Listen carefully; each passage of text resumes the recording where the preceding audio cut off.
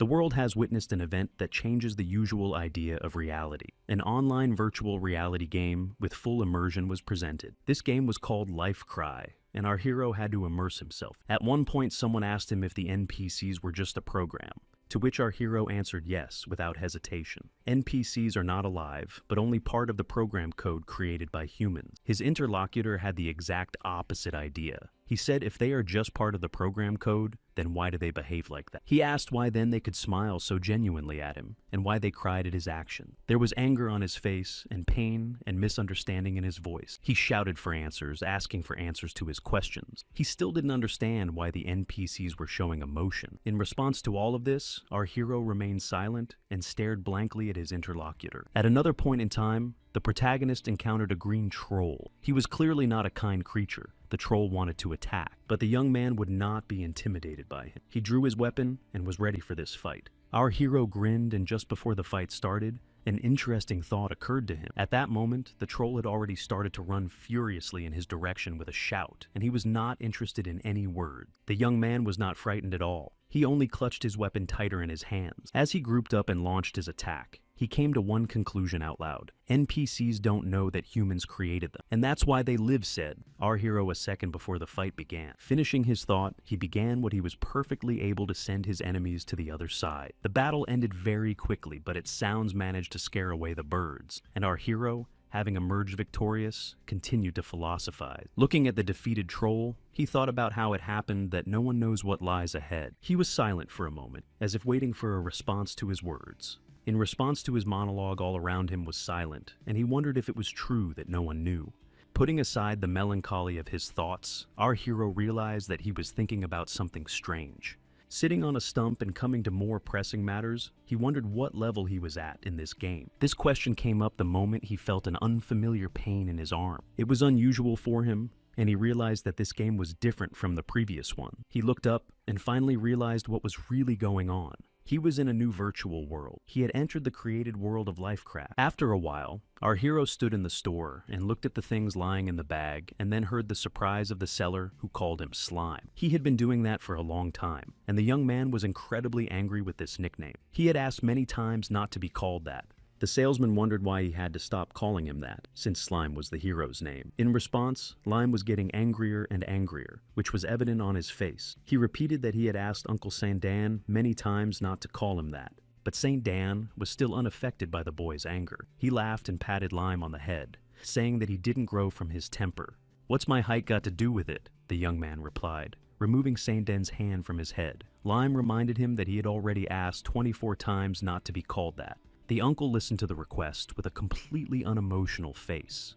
He was amused and asked the young man if that was why Lime was so stuffy, that he was small in stature, and who counted the requests. The young man's patience came to an end. His brow furrowed and real anger appeared in his eyes. He grabbed his weapon and at that moment shouted that this was exactly why he shouldn't be called that, swinging at Uncle. Saint Dan easily stopped Lime's weapon simply by catching it with his bare hand. The young man was shocked by this action because he didn't understand how it was even possible. There was not a single emotion on Uncle Saint Dan's face, as if he had not made any effort at all. The shock on our hero's face was immediately replaced by an awkward smile. At this awkward moment, Uncle Saint Dan laughed as he continued to restrain the hero's weapon. He exclaimed that although Slime was a bad boy, he was very strong, and in his mind he was only wondering what the difference in levels was. With an innocent look on his face, he told Uncle that he was sorry for what had happened, and that there was nothing he could do about it. Smiling Saint Dan called the guy Lemon Cheek and asked what he meant by that. He asked again not to call him that, or he would tell Aunt Saren about it. Saint Dan abruptly let go of his weapon and exclaimed in fright that it was against the rules. Smiling Lime asked sarcastically if it really was.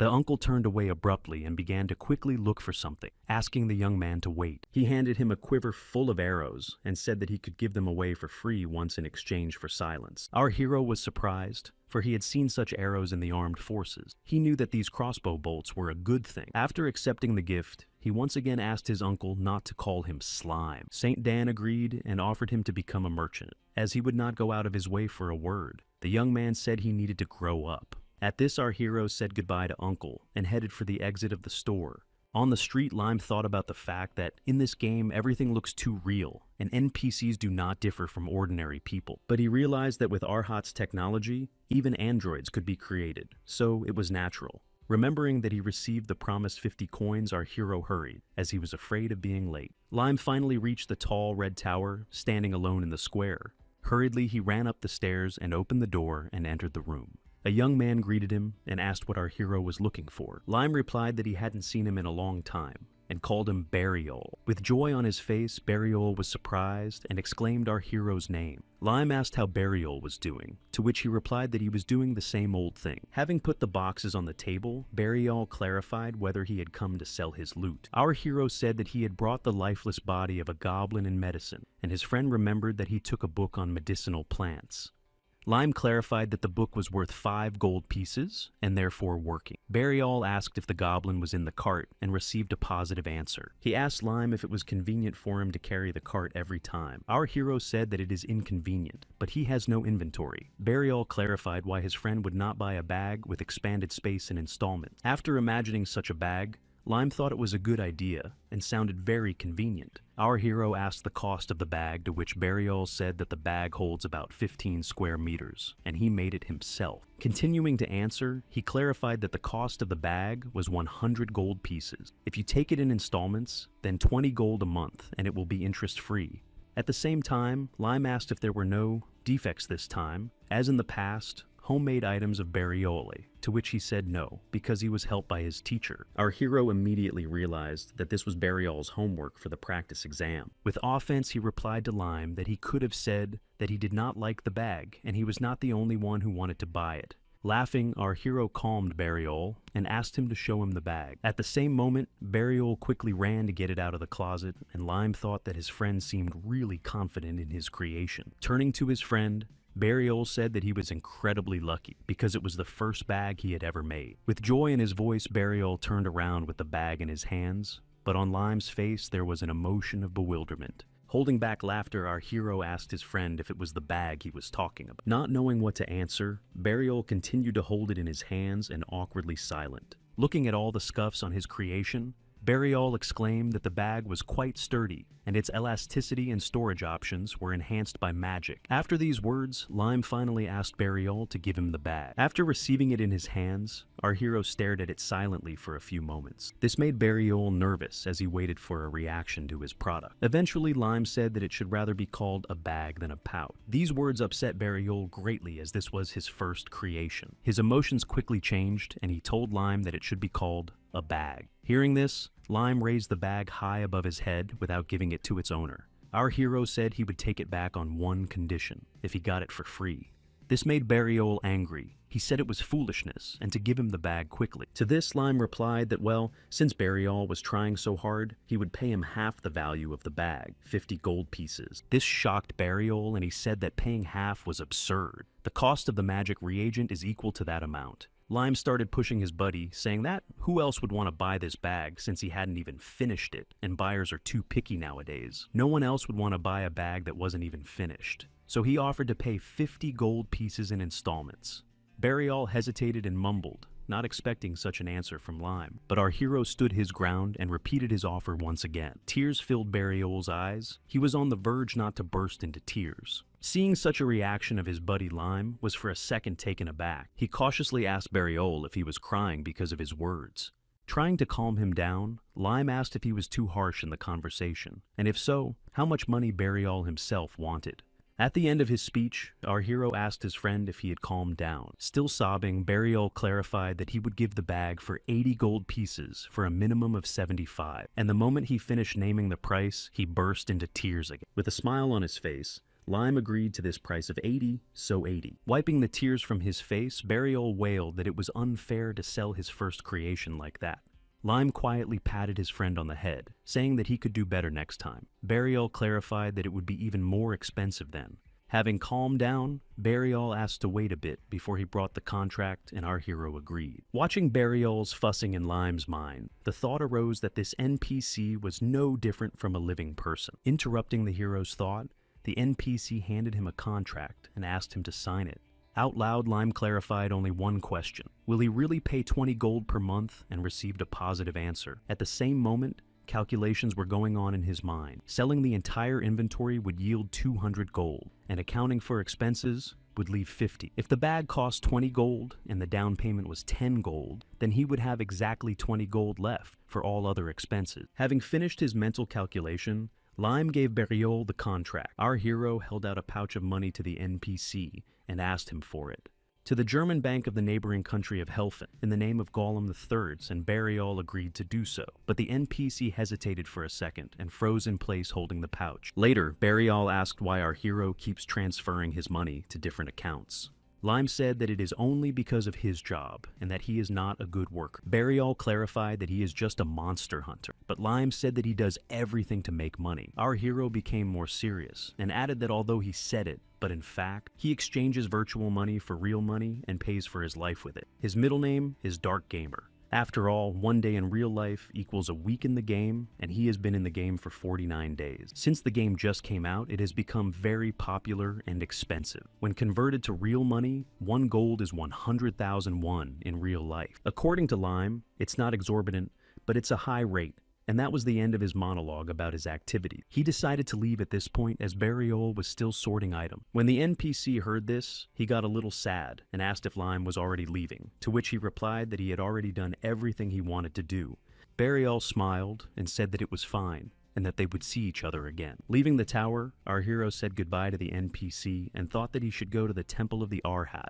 Before leaving, Lime stopped at the front door and turned around to look at Beriol. He was still sitting silently looking at him, as he had a while ago. Without hearing anything, Lime said he was leaving and finally walked out of the tower. As he walked out the door, our hero thought that Beriol had a face like he wanted to ask something, but he didn't. Lime clutched his head trying to banish his thoughts. As he walked down the street, he came to the conclusion that he shouldn't overthink things. As he approached the temple, our hero looked around and thought he was finally there. The temple stood in the rays of the setting sun, and on its walls hung the logo of the Arhat. Once inside, Lime thought that this was the only place in the game where he could feel like he was in a virtual world. The Temple of the Arhat seemed a little too sullen and forsaken as he continued to look around it.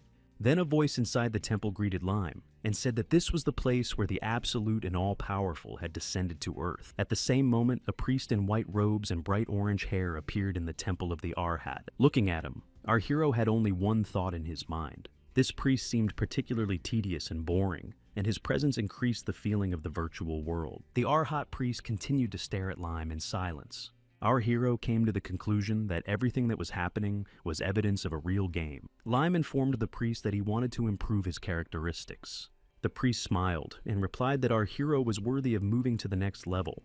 Having said that, the priest raised his hand and started to do something. After these actions, a very bright flash of light lit up around him. Lime could barely look at it, squinting his eyes and trying to cover his face with his hands. The light disappeared, and our hero began to wipe his eyes, which began to hurt from such brightness. At that moment, the priest replied that Lime had moved to the 15th level, and he needed to continue working even harder. Lime thought that at the last checkup, he was only at level 12. Apparently, this promotion came after catching a bunch of goblins. Also, our hero asked the priest to check his characteristic, to which he said to come to the fountain. Going to it, Lime remembered that the highest level in the game is now 21st. Standing at the fountain and looking at his reflection, our hero called himself not handsome. The priest waved his hand over the water, and Lime's characteristics appeared in front of them. His strength was 11, stamina, 10 power of 5 senses was equal to 14. Magic was equal to 15, and all attributes of the elements 5. Lime thought that originally all physical attributes were 9, and that was the threshold value. He glanced at the priest, but the priest was still smiling. After figuring out his attributes, Lime thanked the priest and asked if he could rest. The priest nodded and led our hero to another room of the temple. The abbot of the temple led Lime down the stairs, and with each step it became darker and darker. Finally, they descended into an underground room full of identical capsules. The priest wished Lime pleasant dream. They exchanged pleasantries and he left. Our hero found a free place for himself among the many occupied ones. He stepped over the edge of the capsule and lay down in it, trying to make himself comfortable. Once he was settled in the capsule, he said out loud the command to log out of the system. After that, he closed his eyes and was ready for what would happen in a couple of moments. At that moment in reality, Lime's game capsule opened. Our hero assumed an upright position and coughed up a bit of water. Drops of water all flowed down his body, and our hero finally exhaled and realized that he was home. Lime reached for a towel to get the water off him, and while he was drying himself off, it occurred to him how much money he had on his balance at that moment. He turned on the computer and found out that he had 10 million won in his account, and he thought he didn't have long to save up. After all, that amount meant that Lime could last almost a year. Lime thought about his money for a while, but in the end, he decided that he needed to go out to eat. Lime continued his reasoning that it is interesting why such an elaborate artificial intelligence system is used for the game, and wouldn't it be advantageous to use it in another way? He thought that it would be more profitable to use it for military purposes or in computer programs, but not in games. But Lime immediately came to the conclusion that these questions had nothing to do with him. His world was a bunch of skyscrapers. A world of glass and metal. He walked along a perfectly familiar route to a small cafe. When he entered the cafe, he was immediately greeted by the owner, who said he hadn't seen Lime in a long time and he should stop eating only noodles at home. The uncle added that if Lime wanted to eat, he could come in any time and get free food from him. Our hero thanked the owner and said that he would definitely take advantage of this offer, but in the meantime, he would order a double portion of pork chops. While waiting for his meal, Lime listened to the news report that was on TV. The TV was saying that a man had been arrested in Seoul who had caused a riot by losing a game capsule, causing damage to property and people. The report went on to say that, according to his relatives, his condition was due to gambling addiction. Our hero was watching TV and heard the report talking about increasing the number of patrolmen on the streets. He did not understand why people always lose their temper. Immersed in his thoughts in his head, repeated the words, NPC game, capsule, life edge. But he realized that Life Edge was just a game. Our hero was abruptly pulled out of his thoughts by Uncle's words that Lime should also play less if he didn't want to be like the one in the report. Uncle once again questioned our hero, expecting to hear an answer. Lime replied that he could distinguish the real world from the virtual one, which calmed the uncle down. This dialogue again plunged Lime into his mental reflections. He thought that he didn't understand such people and their way of thinking at all. At the same moment, Uncle shouted that Lime's order was ready. After having lunch, our hero thanked Uncle for the food and left the cafe. But then something unusual and incomprehensible for Lime happened. Inside the building blew wind that disturbed our hero, but he came to the conclusion that it is normal for a building where there are 200,000 people. After finishing his thought, he came to the conclusion that it was time to go play because that's what Lime could do. Back in his usual virtual world, our hero quietly set the trap and was quite happy with what was happening. Soon he came to the idea that this game is inherently unfriendly. It is in open mode, but on its main page has nothing about the world inside the game. It was because of this that users were highly dissatisfied. Lime then decided to head to the next point, continuing his pondering. He thought about the fact that it was not even about the friendliness of the game, but about the game skills and other things in the characters. At that moment, he found another place to set his trap and reached into his pocket for a small rock, wondering if this was how it was done. After tossing the stone, Lime said the command to set the trap. Saying the command, our hero let go of the stone, and it fell to the ground. As soon as the stone touched the ground, it turned into a small trap. Looking at the trap, Lime remembered that in the game, the user himself must learn about his skills. Continuing his reasoning, he came to the realization that there were over 1 billion people abandoned in this wilderness, and even though it was virtually wild. But just like in life, monsters and other forms of life appear here as a result of reproduction, and when they die, they become lifeless bodies. Lime thought about the fact that, unlike other games in this one, there are no damage and HP indicators like in other games. While pondering, our hero once again set the trap. Logically continuing the chain of thought, he thought about how to kill the monster in this case. If this world is almost no different from reality, thought Lime. Finishing his thought, our hero continued to look at the set trap. Lime thought that monsters go out of existence like in reality. They do it if you wound them in the heart with blood loss, and if you separate their legs or arms. Our hero had another stone in his hands, and he thought again that when he sees something like this, he knows he's in a game. He threw the stone on the ground and said the command to set the trap.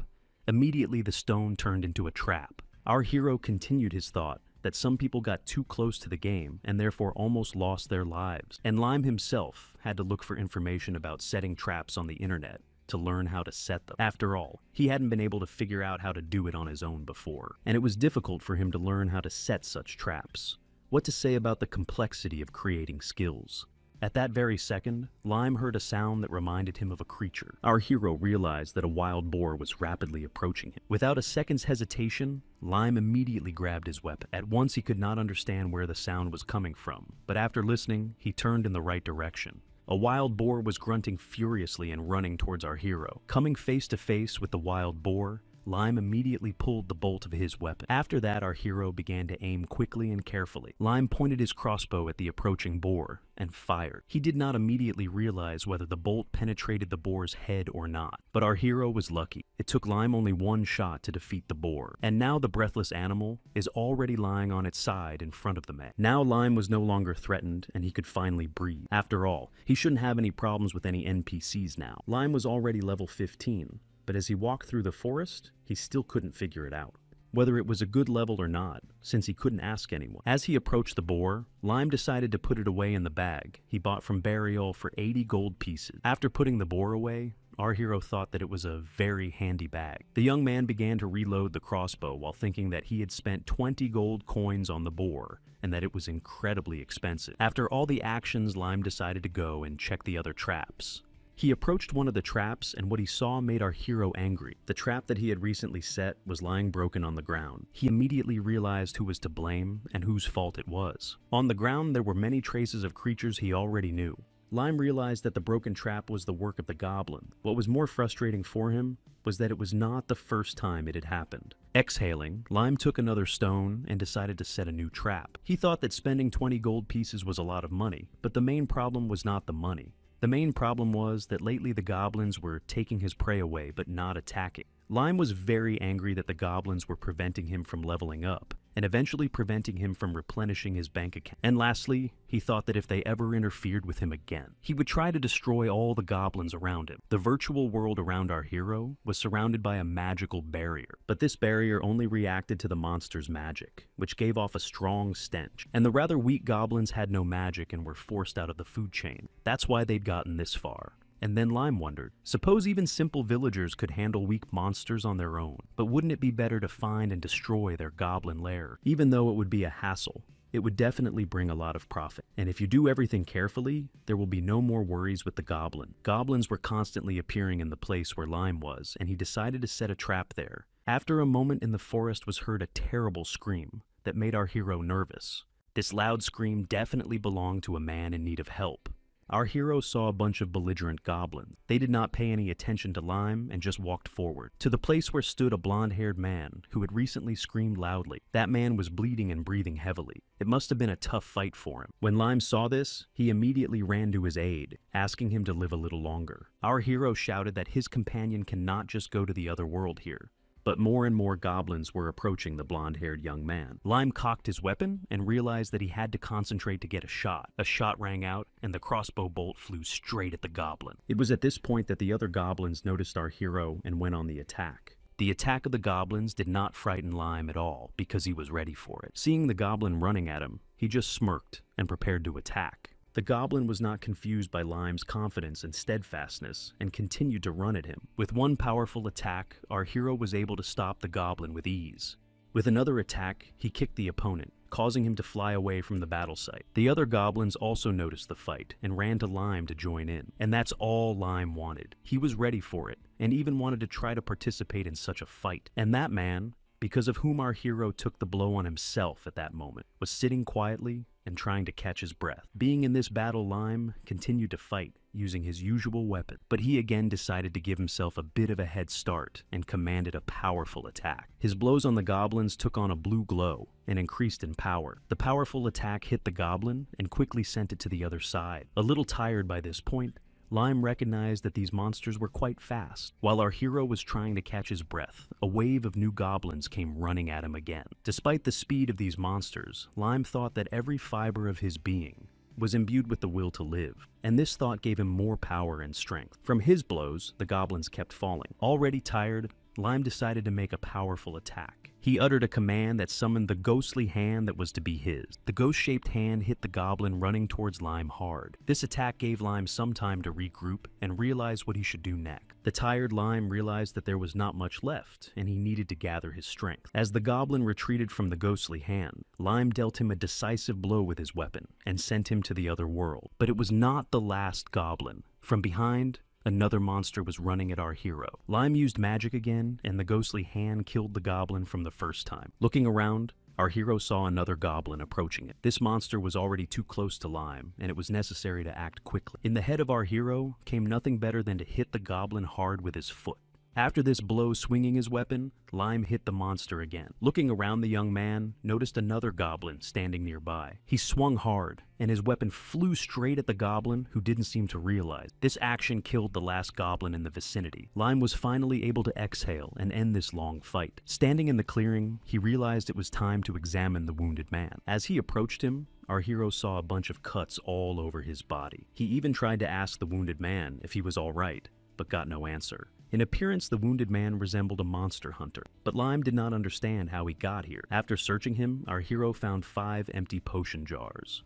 Lime didn't understand what was going on, because all of these jars were worth 500 gold coins, which is 50 million won in the real world. It was also unclear why the wounded character looked so bad since he had drunk 5 potions, but he should have felt better. The wounded man kept silent and breathing heavily, ignoring all of our hero's questions. Looking at this, Lime thought that he wouldn't be surprised if this character would soon go to the other side of the world. And although he still couldn't figure out if it was an NPC or not, he was unpleasant to watch the character go to another world. Sadly, Lime thought about bringing the cart, but then a thought occurred to him. Even though he realized he wasn't very good at magic, and even if the effect of his actions will be insignificant, but he has no other option. Standing in front of the giant tree, Lime humbly placed his hand on it. He knew he could use mana up to twice a day. Invoking the almighty mana, Lime called upon its strong will to take away the life force. While saying this spell, he also specified that the mana was to absorb the power. After finishing saying the spell, Lime felt that he didn't feel good. After this spell, he became a little weak and felt that he started to feel dizzy. Although our hero had a mage class, but due to the lack of mana, his head kept spinning when he used it. Holding the mana in his hand,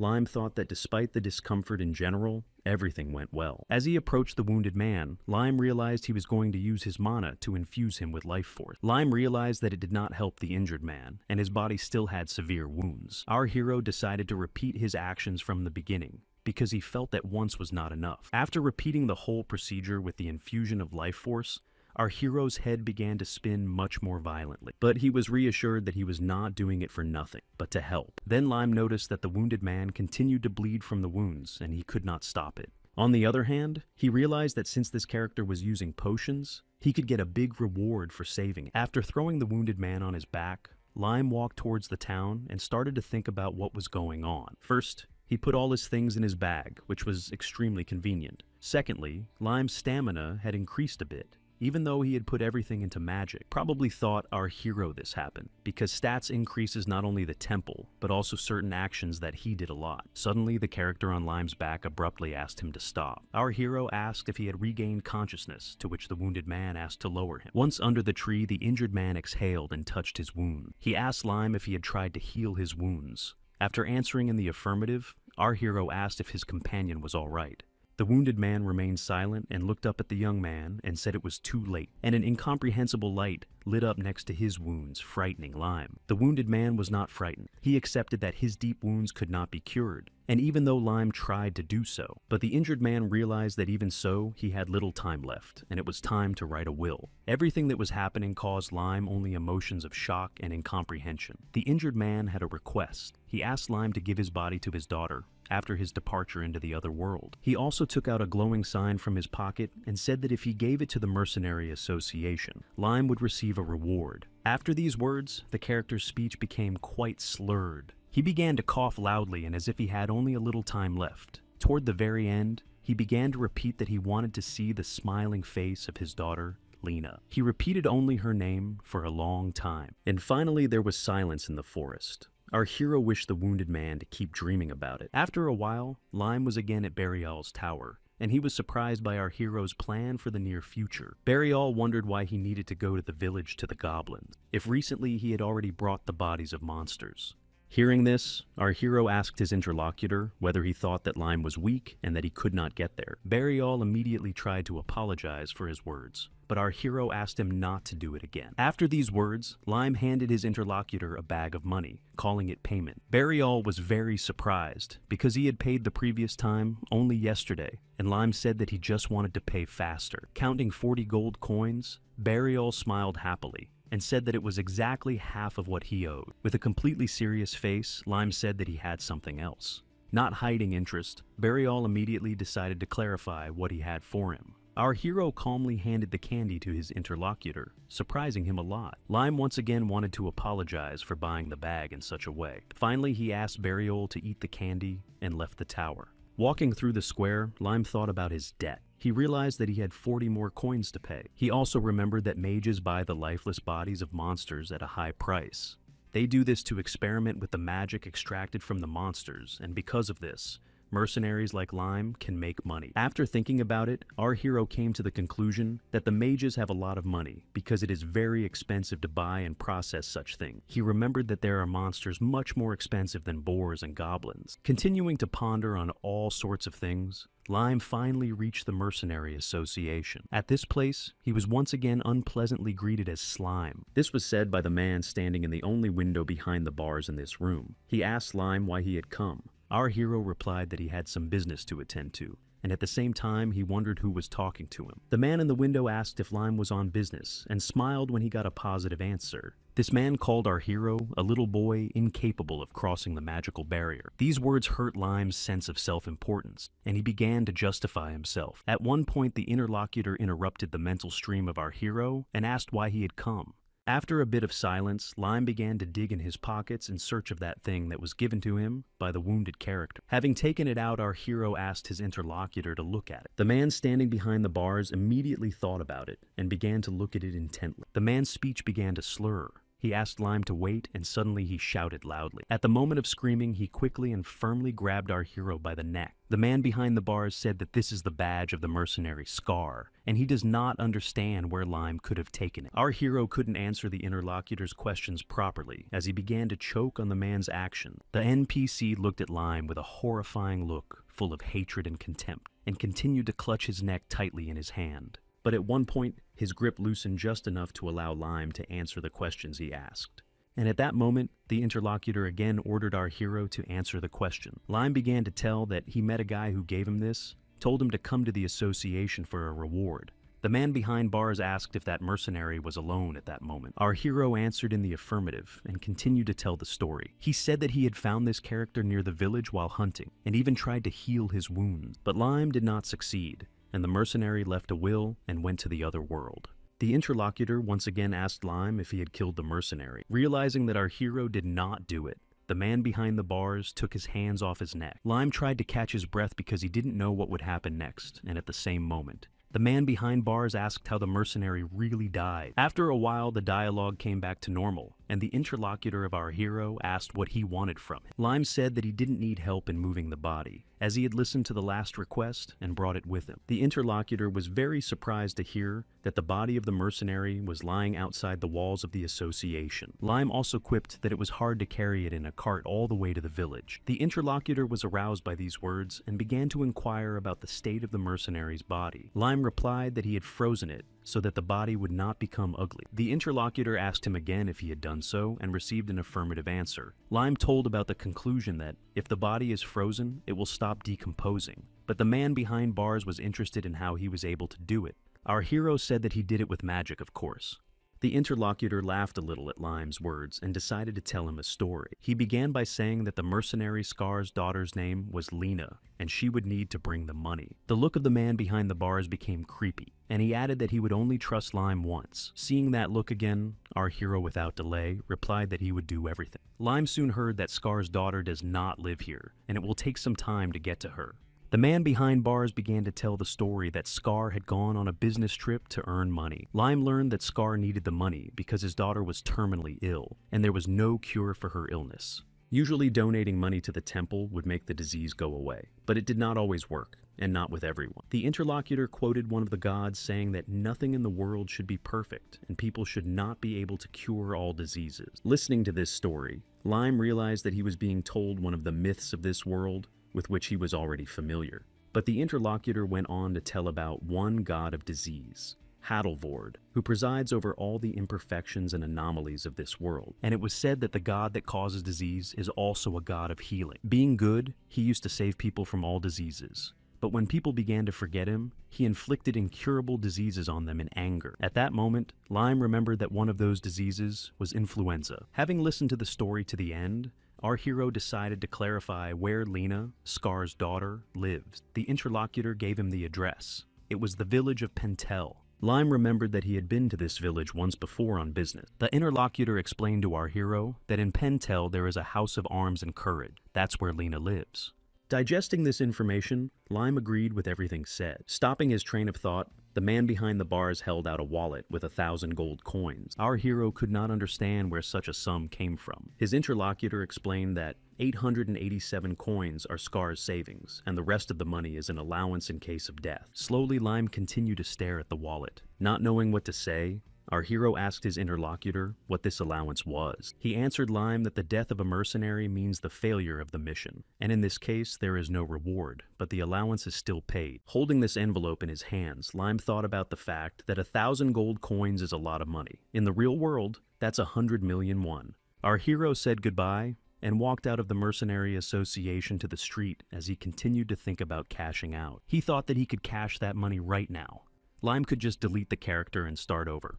After all, that's a whole 100 million won. But Lime decided not to do that. Standing again in the store at Bariol's store, he asked our hero what he wanted to use the item he bought for. Lime sarcastically replied that Bariol always wants to know everything. Our hero wanted to buy a large capsule, and the salesman clarified that it would cost a lot, and he agreed, saying that he would take out a loan. Lime also added that he would pay back the money, and if necessary, he would pay with his own body. Hearing this, Bariol froze and even began to glow a little. At the same moment, our hero did not understand what was happening. Bariol, with a twinkle in his eye, asked if Lime would wear a prince's outfit in that case. Our hero heard this, and looked at Bariol even more questioningly. The salesman realized that Lime had misunderstood him, a little sad. So, he asked our hero to pretend he didn't hear what Bariol had just said. Only then did he finally bring the contract. After signing the contract, they said goodbye, and Lime went on his long journey. At some point, our hero brought the cart to the place where he left the frozen Scar. Seeing his body, Lime began to worry that he had frozen him too much. But there was no time for excessive worrying, and banishing these thoughts from his mind, he began to do his work. After putting Scar into the cart, Lime thought about getting a horse for the job, but then he remembered that a horse would cost him 300 coins. So, he decided to hitch up the wagon and pull the load himself. While pushing the wagon, Lime could only think of what other world a dark magician could pull a wagon. After a while, our hero began to feel fatigue and exhaustion from such a shock load. Almost all his strength left him at that moment, and it seemed to him that he would go to the other world. The only thing that kept him in tone was the already past 80 kilometers and the hope for an increase in stats of strength and endurance. He even thought that if he'd known he'd have to walk that far, he would have used a body control spell because he had not met anyone along the way. Our hero continued to mentally resent the fact that he, as a mage and necromancer, had to work with his hands. His thought was interrupted by a sharp shout of stopping. Lime looked around and saw a guard standing next to a large gate, and at that moment our hero realized that he had finally reached Pentel. Lowering the wagon, our hero said that he came from Peaton for work. The guard asked Lime if he was not a mercenary, if he had come for work. Our hero answered the guard in the affirmative. Their conversation went on unkindly and tedious. The guard was taller,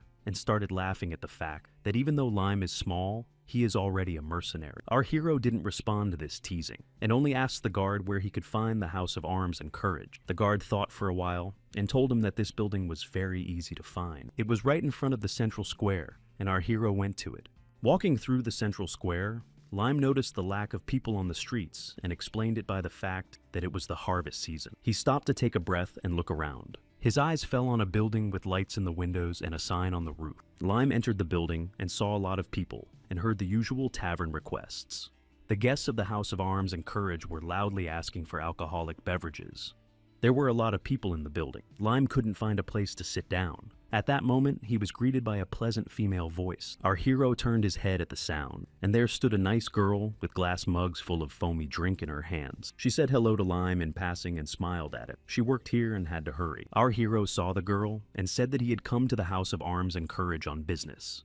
These words were heard by a muscular man who was standing nearby. He approached our hero and asked if he needed anything. This man was a couple of heads taller than Lime, and so he hesitated for a couple of seconds and did not know what to say. When he came to his senses, he answered that he was in the house on an errand, specifying that he needed to find the girl Lena.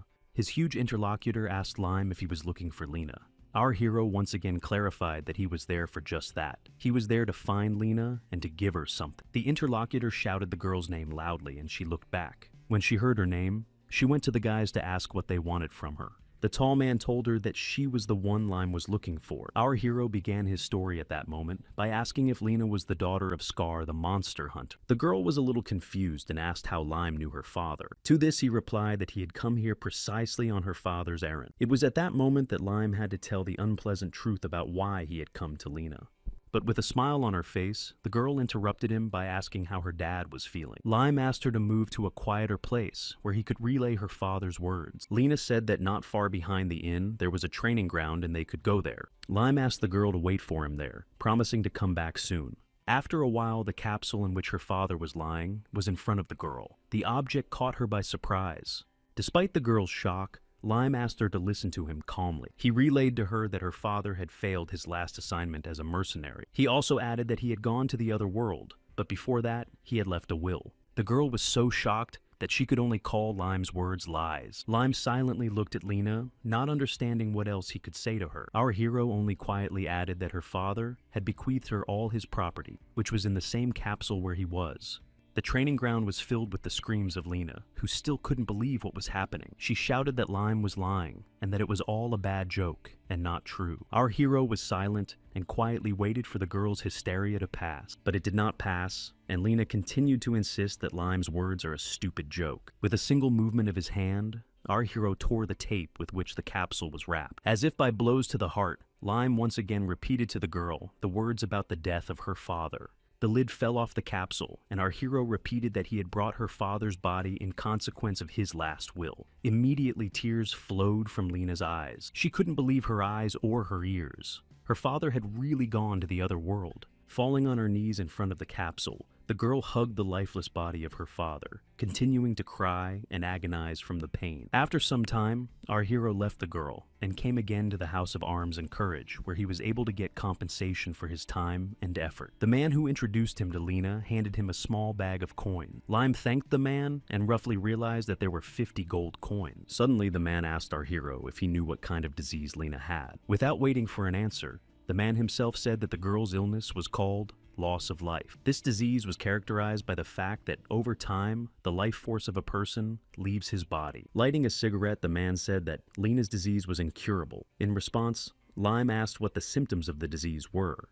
Inhaling the smoke, our hero's interlocutor began to tell about that with this disease, the body cannot hold the vital energy and begins to slowly deplete, and Lena's body can't hold it. If the body is not filled with vital energy in time, the body of a person with this disease can one day dry up. This is where life stops, Lime clarified. The man also added that in order to keep Lena alive, she needs to constantly regenerate her energy in the temple. And the temple does not do this for free, and Lena needs a large sum of money to stop the course of the disease, which is what Scar tried to earn by becoming a mercenary. During the conversation, Lime learned that the dead man could receive up to 300 gold coins a month, that equaled the cost of a whole horse. According to our hero's calculations, Scar earned 500 gold coins a month, minus the cost of the temple and equipment. Silently, Lime was calculating Scar's average turnover, and then an idea came to him. He wondered if there were other ways of healing besides the temple, and asked his companion about it. The latter answered him that, of course there are, and magic can be used. But unfortunately, Scar could only turn to the temple, as the magicians demanded much more money. After moving to another place, our character was given a key to a room on the 3rd floor. Lime thanked the man who gave him the key and thought about the real world. He thought it was a good thing that there were devices with the option to recover in real life. Lime's device was called the Peacemaker. With a program, this device relieved fatigue and restored strength. The Peacemaker was 7 times more effective than real sleep.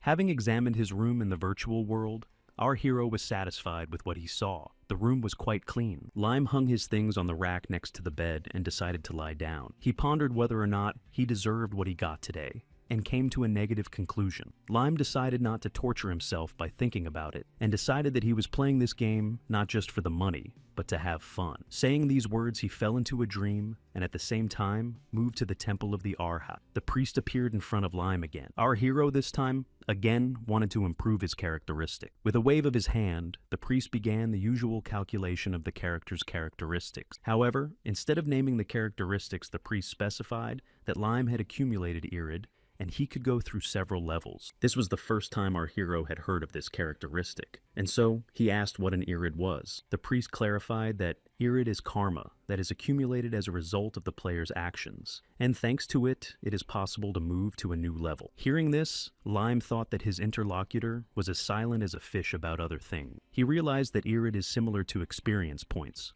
Our hero asked if he could go to another level, and the priest said that yes, he could go to the 18th. This surprised Lime greatly because it meant going through 3 levels at once, and he had not fought much this time. Immersed in his thoughts, our hero seemed strange received information about experience points as karma. He continued his thought and decided to ask a question to the priest. In the direction of the priest sounded a question from Lime, who was wondering only to increase the level could be used Irid. The priest looked at our hero with a calm gaze and did not immediately answer the question. A slight tension arose in the air, as Lime did not like such a long pause. At the same moment, the priest clarified that he could not answer this question, and this information the player must get on his own. Our hero was angered by such an answer to his simple question. Seeing this, the interlocutor asked to ask him a little differently. Lime immediately realized that this was a hint, and it meant that Irid could be used for other purposes. He immediately realized that he could find out something else, and asked the priest for his credentials. As the priest led him to the fountain, Lime thought it would be hard for him to find out the truth. At the same moment, Lime's stats appeared in the fountain, from which he learned that his strength and stamina had increased by 1. But he also noticed that among these characteristics there was no Irid's value. For a second it put our hero in a stupor, and he did not understand what he should do next. After a moment, however, Lime realized what had happened. He remembered that he had listened to Scar's request and fulfilled his last will. By all indications that Lime had identified, it was these actions that had allowed him to accumulate Irid. And even though these tasks were tedious for our hero, they were not difficult, and it was strange to earn so much Irid for them. And at that moment, Lime finally realized what had been happening to him lately. In his memories, our hero went back to the moment before he met Scar. He asked the priest to improve his techniques. The priest asked if he wanted to create a trap setting technique, and Lime responded by asking if the temple had such a technique. The temple also replied that he didn't have to answer, and this memory prompted Lime to check his magic techniques. The priest standing at the fountain opened a list of the character's magic techniques, each of which was in training. After reviewing his magic skills, Lime asked if the level of magic skills could be increased. The priest replied that they could be upgraded twice with the help of Irid. Lime realized that Irid is actually general experience points and can be used to increase the level of magical skills. Our hero decided to go all the way and asked the priest if it was possible to check his skills. The priest replied that it was impossible, making Lime angry again. And now, our hero asked if he could check his techniques. The temple responded positively to this question, and Lime realized that this program did not understand slang at all. After the priest opened the plate with the techniques of our hero on the screen, appeared only one item, with the study of setting traps. This seemed interesting to Lime, and he began to ponder the fact that, presumably in the game, Irid accumulates as a result of certain cause and effect relationships and common action. But at the same moment, Irid pumped some of his abilities up to the next level. Lime also thought that during the game, he had definitely confirmed 3 skills, namely powerful attack, sensitive hearing, and aim. In the end, our hero also came to the conclusion that this game likes to complicate and confuse everything. Leaving the temple, Lime decided to look at Uncle Saint Dan, who kept calling him Slime. But on the other hand, this NPC was grateful to our hero for providing meat and goblins. And even though Lime kept reminding the NPC not to call him Slime, Sandan wanted to repeat it over and over again. And that's what made our hero more and more mad. Leaving the store, Lime went into the forest to check the traps and found them empty again. Deciding to check the remaining options, he took out a map on which he marked the places where the traps were placed. Seeing the dots on the map, our hero realized that at that moment, he had checked almost all the traps. This moment made Lime very upset. He put the map away and began to think. He thought at that moment only about where to go now. For some time, our hero walked through the forest looking for traps.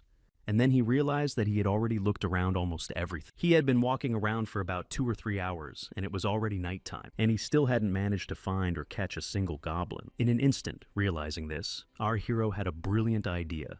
Faced with the lack of goblins, he decided to catch a rabbit. Sometime later, cooking rabbit in a cauldron, Lime thought about the fact that if you starve in the game, you will feel hungry. But when the character is in the virtual world, through the world walker nutrients come into the real body, and it was surprising for our hero. The next thought, Lime sarcastically admitted that, despite the fact that he had purchased an expensive bag, he had to spend the night in the open air. Finishing a hot meal, our hero abruptly froze when he heard a strange sound. A sound that reminded him of what he had been looking for all day. It was goblins. The sound coming from the monsters was quiet, and Lime realized that they were far away. But he decided to follow them, since he couldn't find anyone today. After putting out the fire and putting away the dishes, the young man wondered why the goblins were noisy at night. Could they have a nocturnal life? Lime decided to check it all out, and quickly began to approach the source of the sound. Stopping at a tree, our hero quietly peeked behind it and saw that a lot of goblins holding torches in their hands, talking and carrying the prey group, went deep into the forest. The most surprising thing for Lime was the fact that the goblins were talking to each other. This could mean that this bipedal race of monsters had intelligence and a language of their own. Having made this conclusion, Lime continued to follow them. As he approached the magical barrier, Lime saw a settlement of monsters and realized that this was their lair. Our hero realized that he needed to come up with a plan where the next step was to find out information about the Arson Ridge, which is located behind the barrier. He also needed to determine the balance of power and whether there was someone like a mage in the lair who could complicate the task. He decided to settle down not too far away. Back in the city, Lime immediately went to Bariol, who immediately sensed a trick asking if he had brought the goblin again. Our hero replied that he had information about the monster's lair. This information excited Bariole, and he was ready to continue the dialogue. He remembered that his teacher had talked about this lair with the Mercenary Association, and heard that they had not managed to solve anything. When Bariol discussed the problem, he came to the conclusion that the situation was dangerous for both the people gathering medicinal herbs and the locals, and Lime added that it would become more difficult to reduce the monster population over time, and it was necessary to address the issue now. Our hero calculated that 70 game days had passed, and about 7 days ago, he found a lair and began to exterminate it. He's been slaughtering up to 12 goblins every day, and so the monsters became alarmed. This information frightened Bariol. He decided to tell everything to his teacher. A little later, Lime asked his interlocutor to transfer this month's money to a man with a funny nickname in English. Lime was confused by the nickname Pencil Nagalove. He thought it was too pretentious, as if the man wanted a cool nickname but failed. Then our hero was attracted by the reaction of NPCs to this nickname. Bariol repeated the nickname and asked why it was so strange, and Lime immediately realized that the NPC could not translate this name. It was funny to him that even though the theme of the game was medieval Western fantasy, the local NPCs didn't understand English. Lime wondered how the game was played by people who spoke a different language, whether or not they also use Russian to enhance their skills. His train of thought was interrupted by Bariol with a question about the candy that our hero gave him earlier. He was interested in the process of its preparation. Embarrassed, Lime told him that he only made it to increase his cooking skill. After telling the recipe for the candy, Lime decided to make sure that Bariol remembered everything and could repeat it himself, and only then. He decided to check if he had prepared the encyclopedia of monsters that our hero had asked for. Bariol asked to wait, and went into the back room in search of a roll with the book. Finding it, he was incredibly pleased with himself, calling himself a boss who can find anything. After Bariol, Lime decided to go straight to Uncle St. Dan's store, and asked about the goblins that might suddenly come to the village. Lime was taken by surprise by this question, and Uncle added that such rumors are rumored in the area, and the locals are afraid to go outside the settlement. Our hero realized that he was not the only one who had seen these monsters. The uncle, teasing Lime, asked him if he was going to run away if the goblins showed up, and he replied that he wanted to get a confession. This surprised St. Dan. He did not see Lime as a mercenary, but as a child. He looked at the boy kindly and added that he had stopped calling him Slime, but he was too young to be a hunter. But he was too young to be a monster hunter. The uncle tapped Lime on the head for a while. Lime took the man's hand off his head, and heard him ask if he had ever seen a goblin warrior. Uncle St. Dan repeated his words, saying that Lime had apparently only seen the low-ranking goblin workers, who were responsible for food hunting and scouting. He added that goblins' intelligence matched their rank, and ranks came in many forms. A goblin could be a blacksmith, butcher, and even a priest, and after St. Dan clarified if what he said was not natural. After all, the laborers did not even know how to handle weapons and fight. Our hero silently continued to listen to Uncle, absorbing useful information. Meanwhile, he moved on to the goblin warriors who were fighting on the front lines and looked like D-class mercenaries. Hearing this, Lime wanted to know what class they were. Making an awkward face, Uncle Sendan said that our hero's level was about F. This again offended Lime, who was only getting insults from Sandan. But for Uncle, all his words always seemed to be the pinnacle of humor, so he continued to laugh. Lime decided to ask if goblins were stronger than warriors.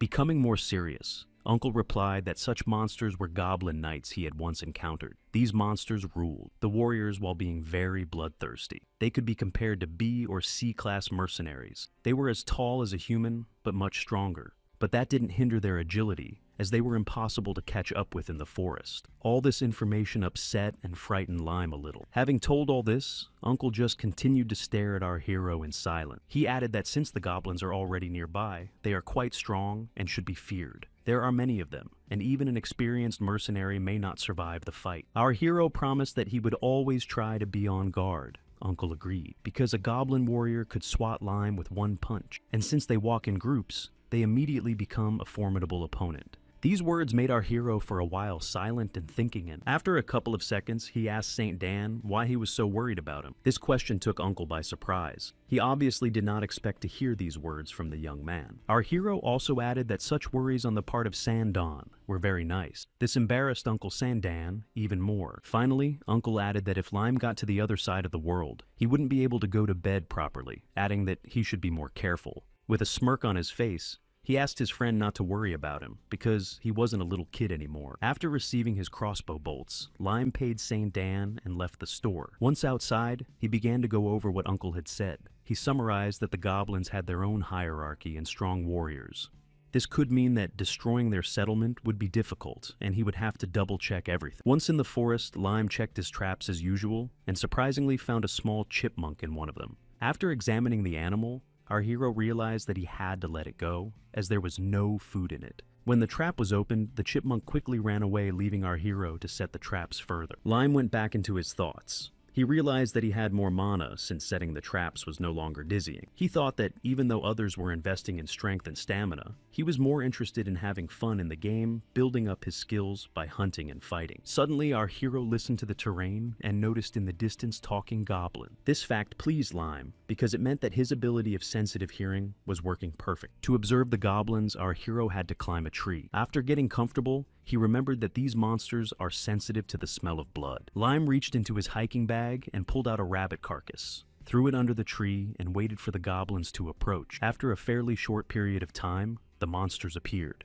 and our hero noted that they didn't wait long. While the first goblin approached the rabbit, Lime began to speak a spell. In the middle of this spell, our hero took out his crossbow, and quickly taking aim, he finished the spell of the weak ghost's hand. At the same moment, the spell struck the first goblin, scaring his kin, and our hero at that moment jumped down from the tree in full force, ready for the attack. The weak ghost's hand spell continued to strike the monsters, and Lime was in flight, choosing his victim to strike first. After striking one goblin, our hero noticed another monster behind him. Continuing to strike several monsters, the young man began to use a powerful attack. After this attack, Lime thought that it was time to implement the second part of the plan. He uttered another one, which was called the Dead Man's Offense, and it was to carry out Lime's orders. The surviving goblins prevented our hero from finishing the spell, and Lime decided to kill them at that moment. The spell he cast destroyed one goblin. The next penultimate goblin fell from Lime's powerful attack. And finally, all the goblins went to the other world, and the last monster was left. Our hero was greatly surprised by the action of the last goblin. That monster was far away from the battle, and as if it did not want to participate in it. Lime at one point even seemed as if the goblin was afraid. He hid under a tree and pressed his ears to his head in terror, but this sad look did not bother Lime. By casting a powerful attack spell, our hero sent the last monster to the other world with one blow. Summarizing this battle, Lime admitted that to send to the other world at once 5 goblins was heavy. Lime began to realize the second part of the plan by reviving the goblin with a body control spell. Slowly, the monster began to rise in front of our hero. If not for the huge wound on the monster's chest, it would be hard to distinguish it from a living one. From his bag, Lime took out a bandage that he was going to wrap the goblin's wound, because without blood, he would not be able to look normal. Our hero began to wrap the bandage around the goblin's chest, hoping it would stop the blood. Even though this bandage looked bad on the monster, it did a good job of stopping the blood. Having prepared the goblin for his plan, Lime asked him to raise his arm, which the goblin did at the same moment following his master's orders. Lime laughed at this action because the situation reminded him of training a dog. Looking at the monster, Lime realized that it could move without any problems, and it could even be used in a fight. After thinking about his plan, our hero asked the monster to lower his arm. He was still confused by the bleeding from the wounds that led to rigor mortis. After all, if the monster froze at the wrong moment, it would be bad, and Lime realized that he would need to later study the treatment of wounds in lifeless bodies. After all, if he pumped it, will improve the control over the bodies. Immediately after, our hero sent the goblin forward and he went. Although the goblin, and did it quite slowly, but quite bearable. While the monster was walking, Lime thought about the fact that there are strong goblins.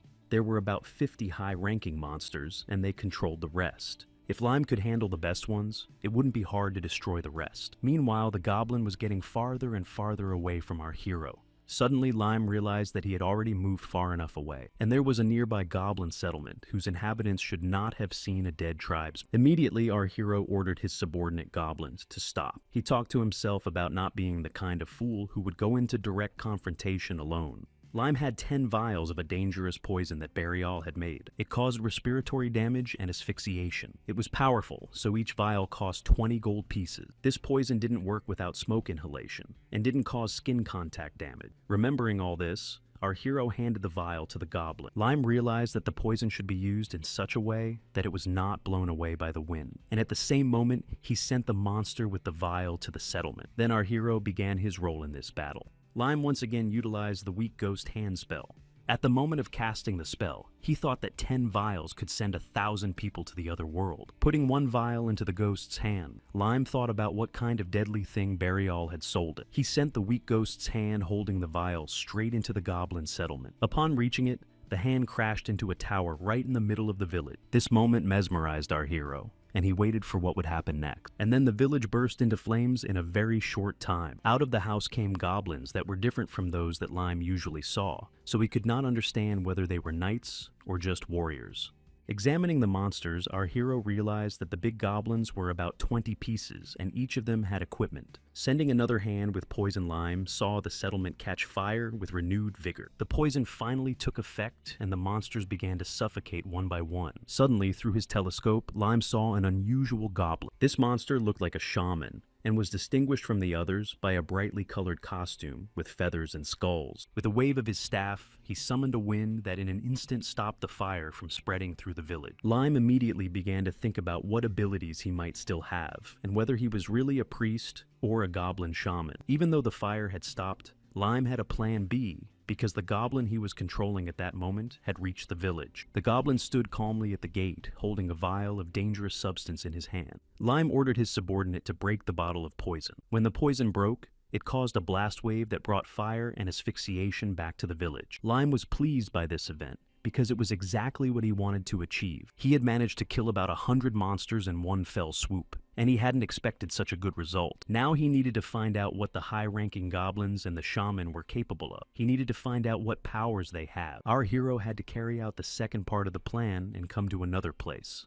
This place was the Archon's Ridge where Lime went. After a while in the forest, there was a loud cry of a huge creature. This creature was a huge ogre that passed by our hero, and seeing him, Lime realized that he would not dare to fight him alone. The ogre at the same time tore a branch from a tree and began scratching its back with it. At that moment, Lime realized that this monster was smart enough to use tools. Our hero realized that the ogre would definitely kill him in a fight, and remembered the words of Uncle St. Dan and the men in the Mercenary Association, who told him that he was too young to fight. On the other hand, Lime also realized that the stronger the ogre, the better the chance that his plan would work. But in the end, he still had the question of how he could catch the ogre. After sitting in the bushes for a while, Lime came up with a great idea. Not far from Lime was a small pack of wolves, and it was them that he was going to use for his plan. First, Lime needed to send all the wolves to the other side of the world. As he began to do so, he aimed his crossbow at the first victim. After a moment, the crossbow bolt hit the wolf right in the center of its head. Without delay, Lime put away his crossbow, drew his melee weapon, and ran towards the wolves. Approaching the animals, our hero cast a spell of Dead Man's Offense, which hit the second victim. The next action, Lime revived one of the wolves with a spell of body control, and with joy on his face ordered this wolf to attack the living. But unfortunately, Lime had absolutely no expectation that this wolf would attack him. After a while of dealing with all the wolves, Lime was looking for a suitable animal, and he seemed to have found a suitable predator because the others didn't fit. Two of them had head injuries and one was not suitable at all because bodies without heads could not move at all. This was because the magic controlled the brain first. Lime realized that next time, the head would have to be left intact. Our hero ordered the animal to stand up, and it barely got up on 4 legs.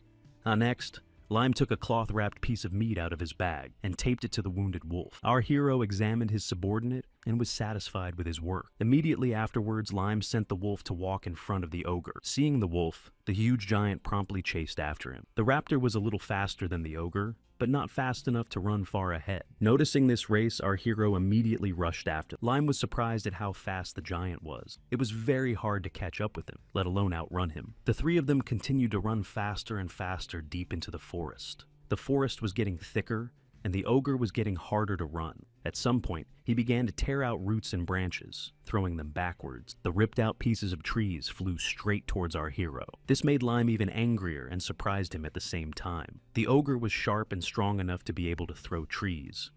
Lime also came to the conclusion that this ogre was different from the usual field monsters, and it was at that moment that our hero's foot caught on one of the tree roots. And at the same moment, Lime, at the speed of screaming, fell to the ground. Looking in front of him, our hero realized that the ogre managed to catch up with the wolf. The ogre easily lifted the animal by the bandages and, standing with his back to Lime, began to eat the wolf. At that moment, Lime realized that he had little time left and had to act quickly. He realized that he could not avoid this part of the plan, and Lime took out his crossbow. He pointed it at the huge monster and said, "Command aim." The crossbow bolt hit the giant right in its broad back, and this event pleased Lime. He was pleased with his marksmanship, but for the monster, this hit did not play a big role, and perhaps he almost did not feel it. Nevertheless, the giant now clearly noticed the presence of our hero, and of course he immediately chased, not after the wolf, but directly after Lime.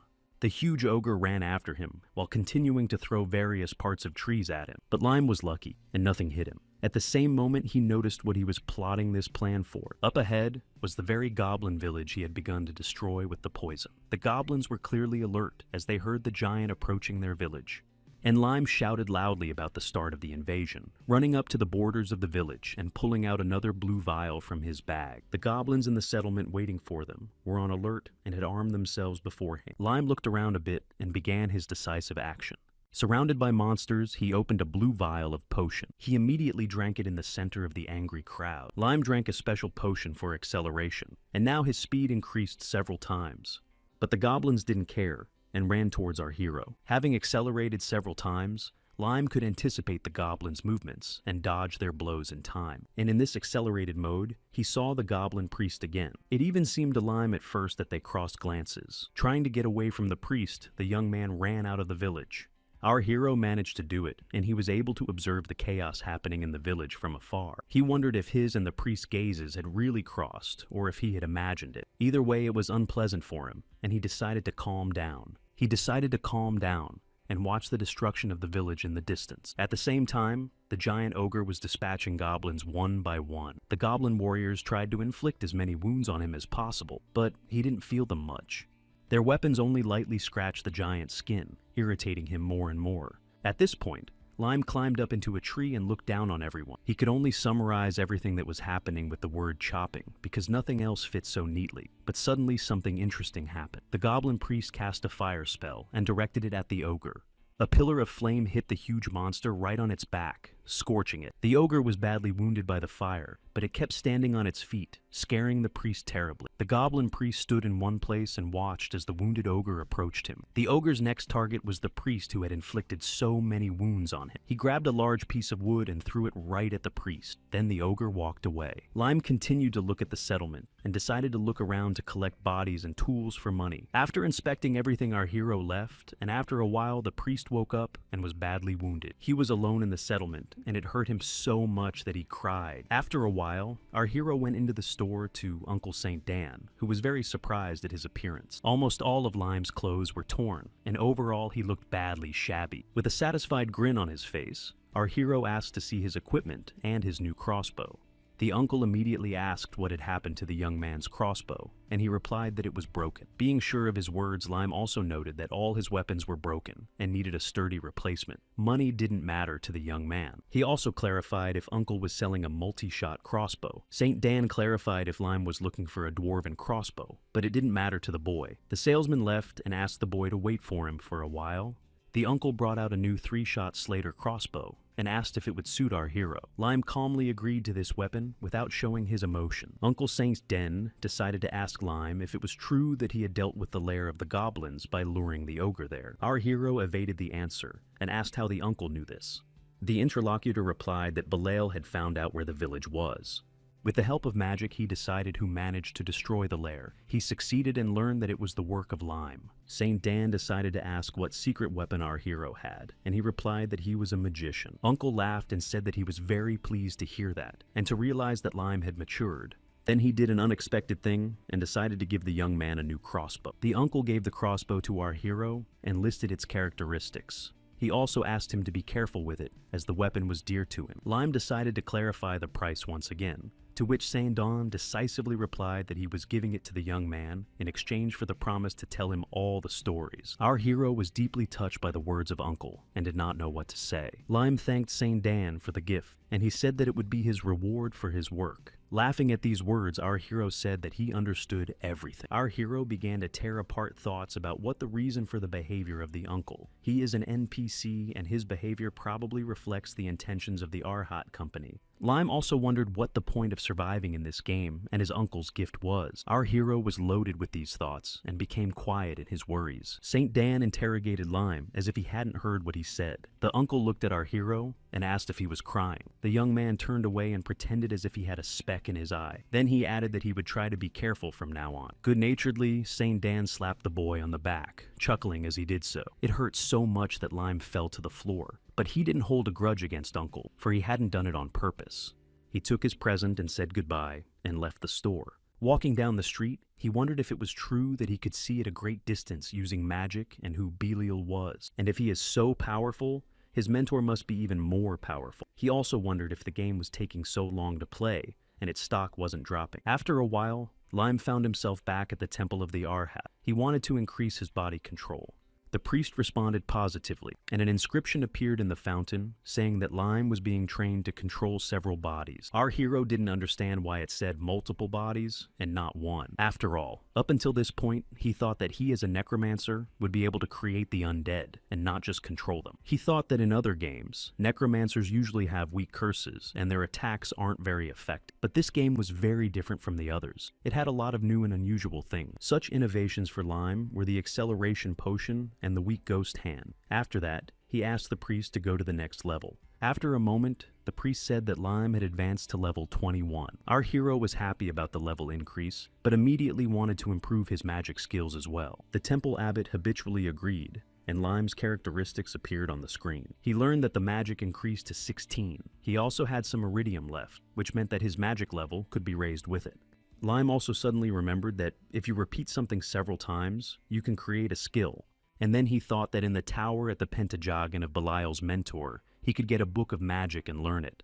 With this book, it would also be possible to learn other types of magic. Walking down the street, Lime thought that since there were no skill limits and no quests in the game, the only thing that mattered was the time spent learning the skills. He realized that all magic is useful, and not only necromancy should be developed. He wondered if Irid depends on the power of defeated enemies. Thinking about the game, Lime realized that here you can't become strong just by huntings like in other games, and you have to move here like in the real world. This means that it is worth learning not only game techniques, but also combat skills. So it could be, for example, different types of martial arts, or variations and variations of techniques to send enemies to the other side. And in principle, he can continue to learn from experience as he did before. After all, as technology developed, those who knew martial arts in the real world were much more capable in the game because they move better. Therefore, the virtual reality method was developed, and because of this, the game and the real world became very intertwined. Lime also wondered if it was possible to quickly move to the next level just by hunting monsters, or if it only worked with quests.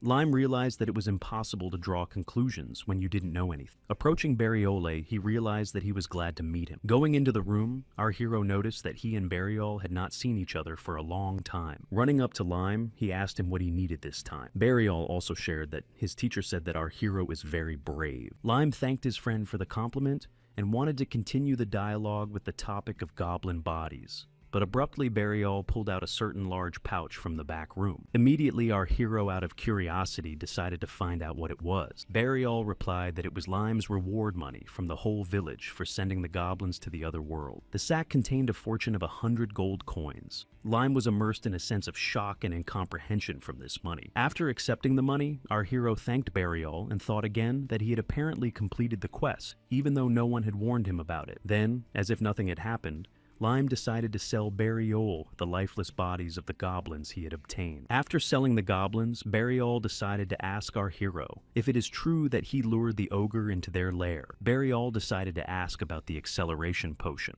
and whether the poison had worked as it should. Lime was a little surprised and asked Bariole if he had seen him use the poison. If he answered in the affirmative, it would mean that everyone had seen Lime Necromancer. But Bariole said that he had only seen our hero bring an ogre to the goblin village, and there were signs of poison use. Lime realized that he wasn't caught, but that he had to be more careful from now on, and that magic could help him see what was going on inside the barrier. And Bariole wondered how Lime had achieved all this, and our hero decided to embellish the story. After listening to the whole story, Bariole was in complete delight from Lime's action, and at that moment, our hero decided to find out how much money he had left to pay on the loan. Bariole told him that he had only 20 gold pieces left to pay. Lime immediately handed over 20 gold coins to his friend and closed his bag loan. Having done so, Lime said that he had done a good job. He was talking about the bag that Bariole had made. Although the bag had a simple design, but it was simple and functional, which Lime liked. He also called Bariole handy. These words of our hero again touched Bariole that he could not even believe what he heard. He even asked our hero if he really thought so, and Lime also added to his words that he is also a good magician. Bariole's eyes lit up with joy, and he thanked his friend for such nice words. Lime didn't hesitate long and asked if he had a poison that could send even an ogre to the other side of the world. He thought about it and said that he had poisons, but that they would be stronger if they were treated with magic. However, Bariole said that there was no guarantee that an ogre would die if it ate such a poison. Then Lime asked him if he could make the crossbow stronger with magic, and Bariole recognized it as Uncle Saint Dan's weapon. Our hero didn't ask how he knew his weapon, but Bariole said that Saint Dan used to brag about it a lot, and if he gave it to him. It means he likes our hero very much. Those words pleased Lime, and he immediately asked if it was possible to strengthen the crossbow with magic. Bariole a little thought, and said that at that moment, his teacher could not improve the crossbow, and his charas himself will be enough for a month at most. But Lime was not confused and decided to find out how much Bariole's work would cost. After a bit of hesitation, Bariole began to tell him that there were some enchantments that could help him. Lime asked him to speed up, which made him nervous and told him that he was bad at enchanting objects. And his main specialty in magic was alchemy. Lime remembered that Bariole had recently made him a freezing box. Bariole replied that it was a simple ice box with magic ice in it. He went on to detail the characteristics of the magic ice, and Lime asked him to stop. He then asked Bariole if he could cast enchantments and how it was possible in principle. The alchemist began a long story about how casting enchantments happens and how it affects weapons. This monologue made our hero regret his question, as Bariole used a lot of obscure words and terms. In the end, he summarized that the cost of such enchantment would be 100 gold pieces. Lime was shocked by this price, provided that it had to be paid every month, and compared it to the price of the bag. Bariole responded by clarifying that the enchantment was more expensive, and that the bag required lower-level magic, and that he had lowered the price of the bag to Lime on friendship. After hearing all these words, our hero asked Bariole to slow down, but he also added that thanks to Sandan, he could buy arrows that would cost 10 gold pieces for 100. Lime was angered by Bariole's words, since the same arrows could be bought 10 times cheaper from Sandan. But the alchemist clarified that his arrows have magic and can break even stone, and improving the arrows would be cheaper than enhancing the crossbow. He also added that this is the kind of interesting stuff his school sells. One such item is a magic quiver for 2,000 gold. This quiver creates 1,000 magic arrows in a day. On top of that, the quiver is officially registered to its owner, which can protect it from theft. After saying that, Burial asked if our hero would buy such a quiver. For a moment, Lime was even taken aback. He could not imagine giving 2,000 gold pieces for one quiver. But then our hero thought about it and started calculating. If the quiver creates 1,000 arrows a day, then you can sell them for 100 gold pieces and soon be in profit. Burial asked Lime what he was thinking about so smilingly, to which he did not answer. But the smile from the face of our hero quickly came off, as soon as Burial said that the arrows disappear the next day after creation. And it all happens because of the law of mana conservation in the world. So, all created arrows disappear the next day and are created again, and that's why they can't be sold. Hearing this, Lime discarded the idea of buying this quiver. He decided to ask Burial how much the lifeless body of an ogre would cost, and the latter asked if Lime was going to send the ogre to the other world. Burial, at the same moment, reacted very emotionally to the words of our hero. He started shouting that he couldn't do it, and it's dangerous for life, and that our hero didn't even think of approaching the ogre. Lime was taken aback by such an onslaught of words from Burial, and decided not to contradict him. To calm the alchemist, he said that he understood his words. With horror in his eyes, Burial clarified that a lot of people die after meeting an ogre, and last time Lime was just lucky. Our hero repeated his words that he would not go hunting ogres. Burial asked again, as it was important for him to hear a negative answer. He began to talk aloud about what if Lime went to the other world. Before he could finish his sentence, his eyes filled with tears. Trying to calm his friend, Lime added that he was not going to go to the other world, and Burial should not cry. While the alchemist was calming down, Lime thought to himself that he would do it anyway. After a while, our hero asked when Bariole would be able to prepare the poison, to which he asked where Lime was going to use it. Relieved, our hero noted that he was going to use it to hunt monsters. He was not going to smear this poison on weapons. He wanted this poison to be able to bring down an ogre if it got inside. Bariole began to think about such a poison and said that it would be ready in a week. Next, our hero asked if Bariole had a textbook for an introductory course on magic, since he wanted to learn it. These words caused Bariole a slight confusion as to why Lime needed such a textbook. The alchemist began to tell him that learning magic requires talent first and foremost, and that Lime couldn't learn it if he just wanted to know more. Our hero was not confused and said that he needed this knowledge for training, and only an introductory course would be enough for him. After listening to him, Bariole said that he would try to look for such a book. Burying himself in the books, after a while, he shouted that he had found such a book. Bariole smilingly pulled out a huge book on magic from somewhere. This textbook amazed Lime with its size and overall dimensions. The alchemist handed the book to Lime, and he was able to note its heavy weight as well. Bariole called the book an introduction to the basics of magic. He said that it contained basic information about the magic of the 5 factions. In order to choose his faction, a student must first familiarize himself with the basics. Our hero asked his friend what the 5 factions were, and Bariole reminded that he is a representative of the specialty of alchemy. After a long story, he added that he is a representative of material magic. There's also enchantment magic and elemental magic. Not wanting to listen to Bariole completely, Lime interrupted him and said that he would read everything. Our hero also recalled his request in preparing poison to hunt monsters.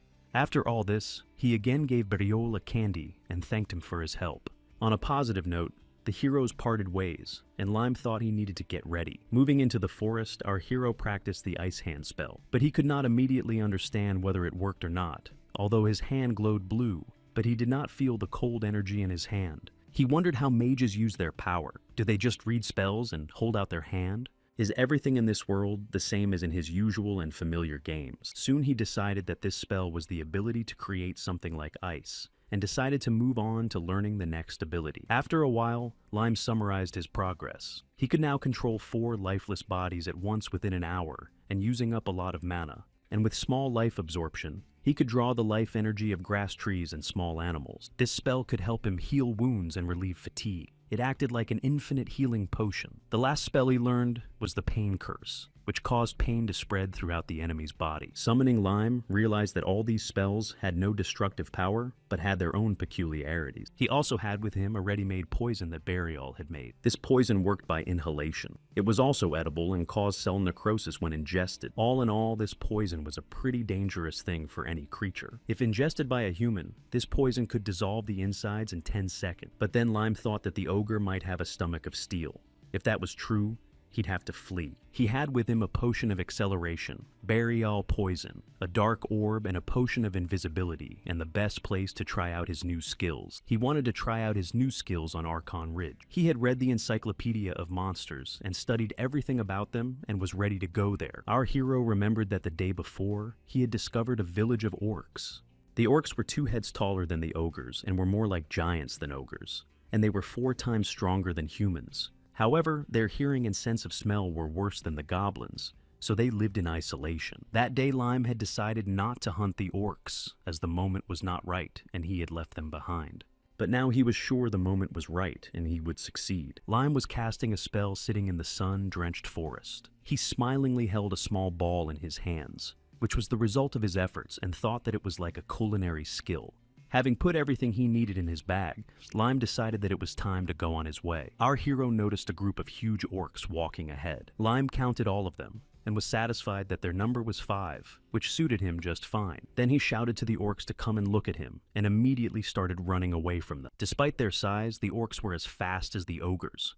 They were all hard to run away from. Trying to run harder and harder, our hero realized that the orcs could catch up with him. During this sprint, Lime began to say that while playing Life Edge, he realized one thing. Taking his weapon out of its sheath, he added that the most important thing when hunting the strongest monsters is to attack from afar. Saying this, he threw his dagger towards one of the orcs.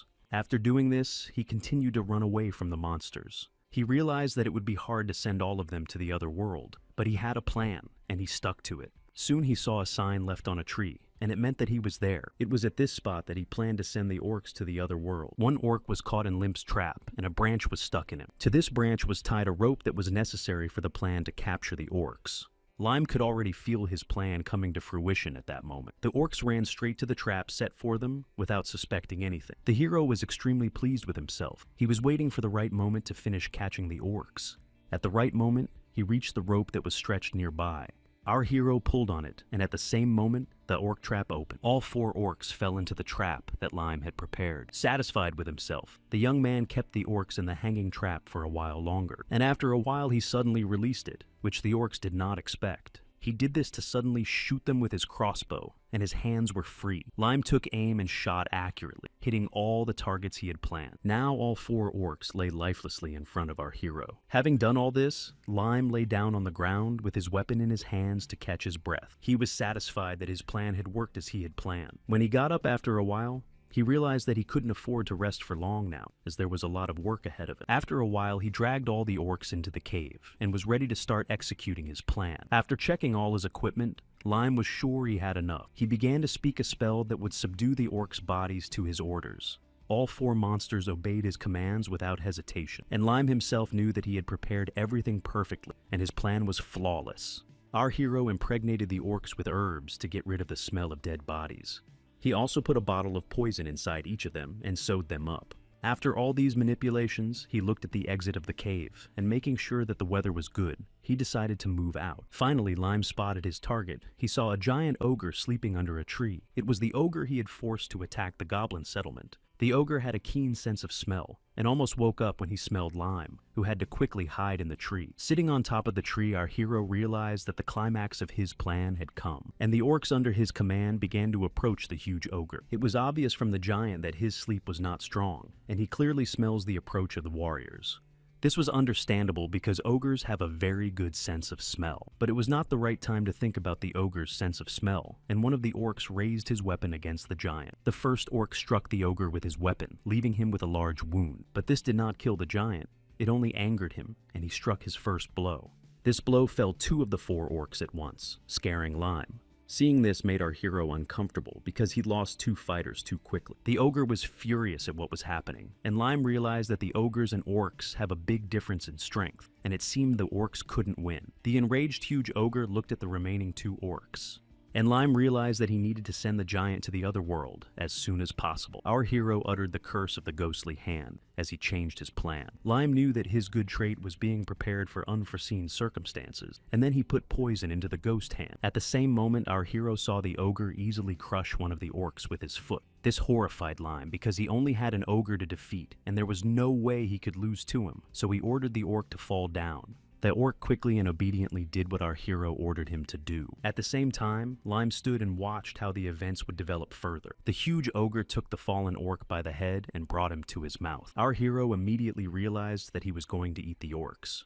In principle, it was to his advantage because inside, the orcs was poison, but the ogre decided to do it differently. Lime saw the giant pulling the orc in different directions with two hands, wanting to see what was inside. A poison capsule fell out of the orc, right onto the ground in front of the giant. Lime didn't understand how the giant discovered this, whether he smelled the poison or the odor of the glass. But Lime didn't have time to think about it.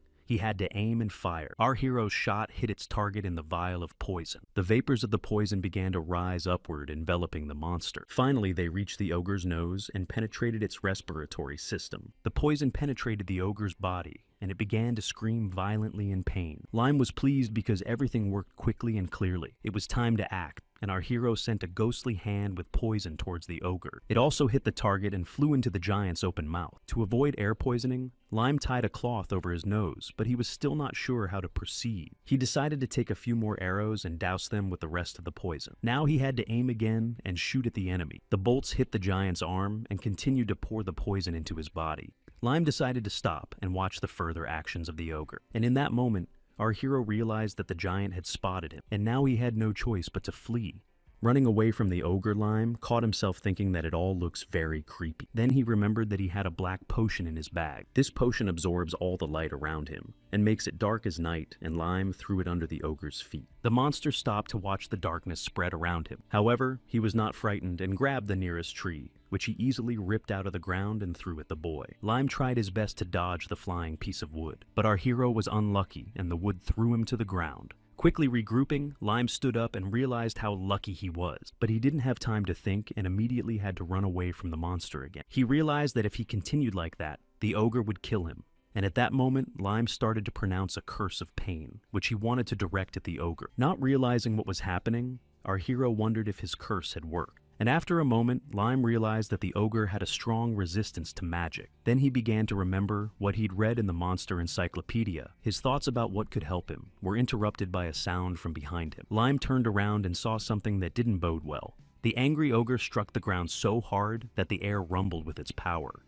The ogre's fists were smoking, and he was looking right at our hero, which was a very bad sign for him. Lime began to run faster, and thought of ways to send the ogre to the other side of the world. As he ran away, he asked himself rhetorical questions about when the poison would work. The ogre threw rocks and branches at the young man, which took away his health. Lime slowly realized that he couldn't take it much longer, and realized that he had to take decisive action. He stopped and looked at the giant, not realizing what else he could do to destroy the ogre. And then in an instant, our hero had a great idea. At the same moment, the ogre swung and hit Lime with his fist. He did it so hard that our hero flew to a tree. Lime felt that his body was at its limit, and the ogre at this moment was at the peak of his animal rage. Our hero did not understand how long the giant would resist. Then Lime realized that the ogre had only one right eye left, which means that it is necessary to deprive him of sight completely. Our hero took out a small dagger, took aim, and threw it at the ogre's head. The dagger reached its target at some point, slowing down time. The ogre fell and was defeated. And Lime couldn't believe his eyes. He had emerged victorious from this battle. He was so relieved by this realization that he even laughed. Our hero immediately wanted to brag about his victory and invite people to look at the lifeless ogre, but something made him suspicious. From the thick of the forest at that moment, a pair of red eyes looked at Lime. A goblin priest from the very first settlement came out of the thicket and asked the hero if he was not too early to rejoice in his victory. Our hero did not recognize him at once and asked who he was. The goblin called Lime a bad man because of him died. All those who loved the goblin went to the other world. Lime ruined all his tribe without leaving a single living soul. He asked our hero why he did it. The priest also asked why he had ruined him too. What was the point of it?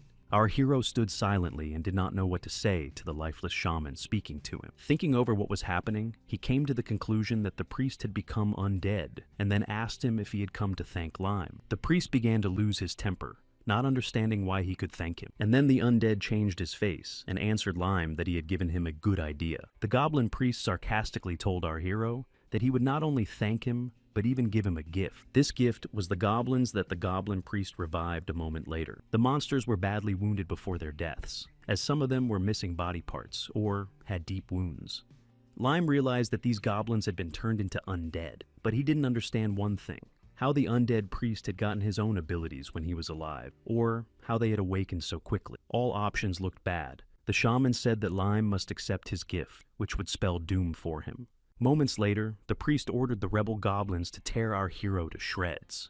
The priest cast his final spell, summoning more goblins. A bunch of lifeless goblins ran after our hero at the same moment. Lime once again confirmed that the situation he was in was extremely bad. At the same second, he rushed forward from the goblins and decided that he needed to run to the orc village as soon as possible. The shaman gloated and shouted at Lime to run while he could, but one day he would get tired. Lime ran and realized that the goblins running after him were too fast. He kept running and running, realizing that he was getting worse. Our hero's body was getting heavier and heavier and running. He didn't understand how it happened that he was tricked around his finger. He was getting harder and harder to run, and if this continued, there would be nothing left of his fighting power. And then he thought that he had never contemplated his doom, and at that moment, he thought that he might actually die. Gathering his thoughts, Lime firmly decided that this couldn't be his end. He still had some potions left that could help him stay alive. Our hero was determined that he would survive by all means. Abruptly, he noticed that something strange started to happen around him. Lime's body suddenly became perceptibly lighter, and it became easier for him to run. At that moment, the goblin priest was casting another incomprehensible spell. Our hero was already starting to get annoyed with this incomprehensible goblin magic. The priest finished saying his spell, and everything around him was flooded with purple light. This time, Lime was sure that it did not bode well for him. The rebel goblins crouched down, and their eyes glowed purple. Our hero noticed that they accelerated and began to run much faster. More goblins appeared from the bush, which were probably there from the beginning. Lime had no choice but to get into a fight with these goblins.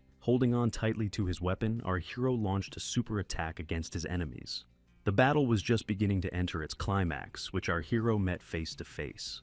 And the rebel goblins continued to advance and surround Lime. At some point, he broke out of the encirclement and noticed that his entire back is riddled with abrasions and wounds. Abruptly, the goblin priest again cast a spell that caused an explosion behind Lime's back. This explosion signaled a fireball that flew straight at our hero. Lime obviously did not expect to see such a thing and tried to run even faster. This ball with a rumble fell to the ground, but Lime did not manage to look at it. He only wanted to rush forward. Immediately after that, he remembered that he had a potion of acceleration left in his bag. Lime drank it, and immediately his speed increased several times. But he still realized that he was not in the best condition, and he would not be able to run faster. A glimmer of hope appeared in Lime's eyes as he saw the point of his salvation. In front of him appeared a settlement of orcs to which he was running. Our hero felt that the potion would soon expire, and if he made a mistake, he would be finished. And at this time, on the wall surrounding the settlement, stood an orc who noticed the approaching hero and the goblins behind him. The orc on the top of the wall started shouting, warning his fellows of the approaching trouble.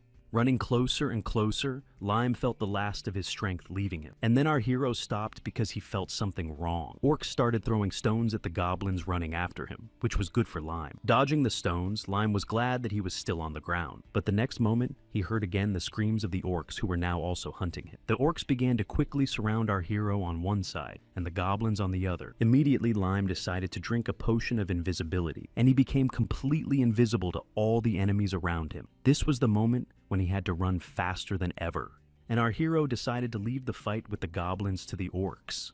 But Lime had completely forgotten about one enemy he had crushed. He had forgotten about the giant ogre he had sent to the other world recently. Gritting his teeth, Lime decided to leave the place, which did not bode well for him. After a while, Uncle St. Dan asked Lime what had happened to him. It was a logical question, as he looked very shabby. And then Uncle seemed to realize what had really happened to the young man. St. Dan saw the badly scratched crossbow he had recently given to Lime. He couldn't understand what could have happened in a couple of days to make such a thing happen. In response to this, our hero shouted that the problem was far from the crossbow. Uncle asked what the problem was. Nervously, our hero shouted that the main problem was the appearance of the undead. St. Dan was surprised by these words, and he was silent in thought. waiting for the story of the boy. Lime told his story, and added that when he was running away he felt the curse stop working on him gradually. Along the way he also healed himself with potions to relieve his fatigue. Plus he figured that if the priest lost to the orcs, he wouldn't stop chasing Lime. Saint Dan listened that the undead were not a danger to Lime in the city, but that didn't mean it had to be kept secret. Uncle was surprised by this story, and began asking questions about the number of the uncle and their connection to the land of perdition. Lime thought it had nothing to do with that cursed land and out loud named the culprit.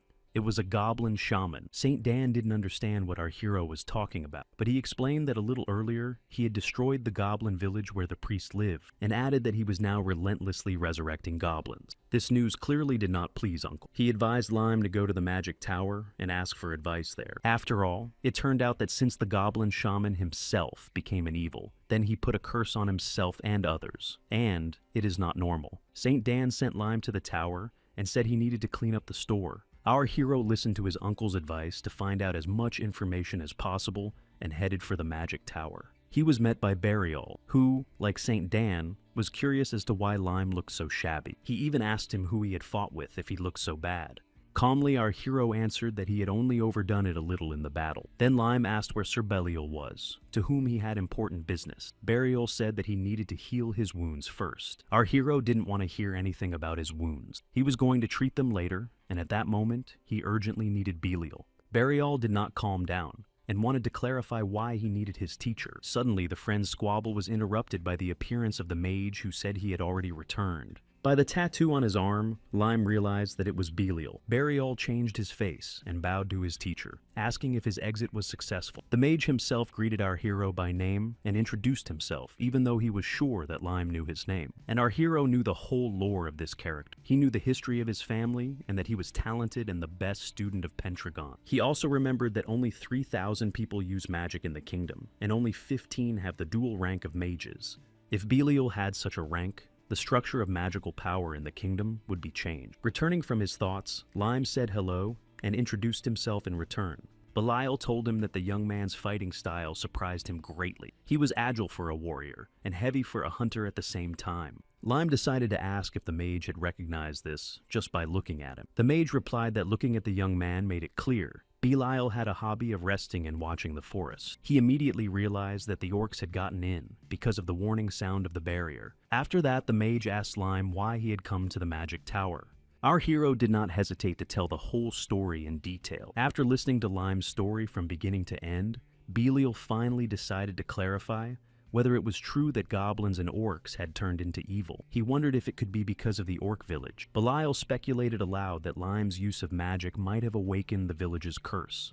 It could have happened because of the defense spell, and the fact that the goblin priest had cursed himself to become an undead meant that he had experienced intense resentment and hatred. After summarizing everything, Belial decided that he would have no problem explaining to our hero what to do next. Lime thanked the mage for that.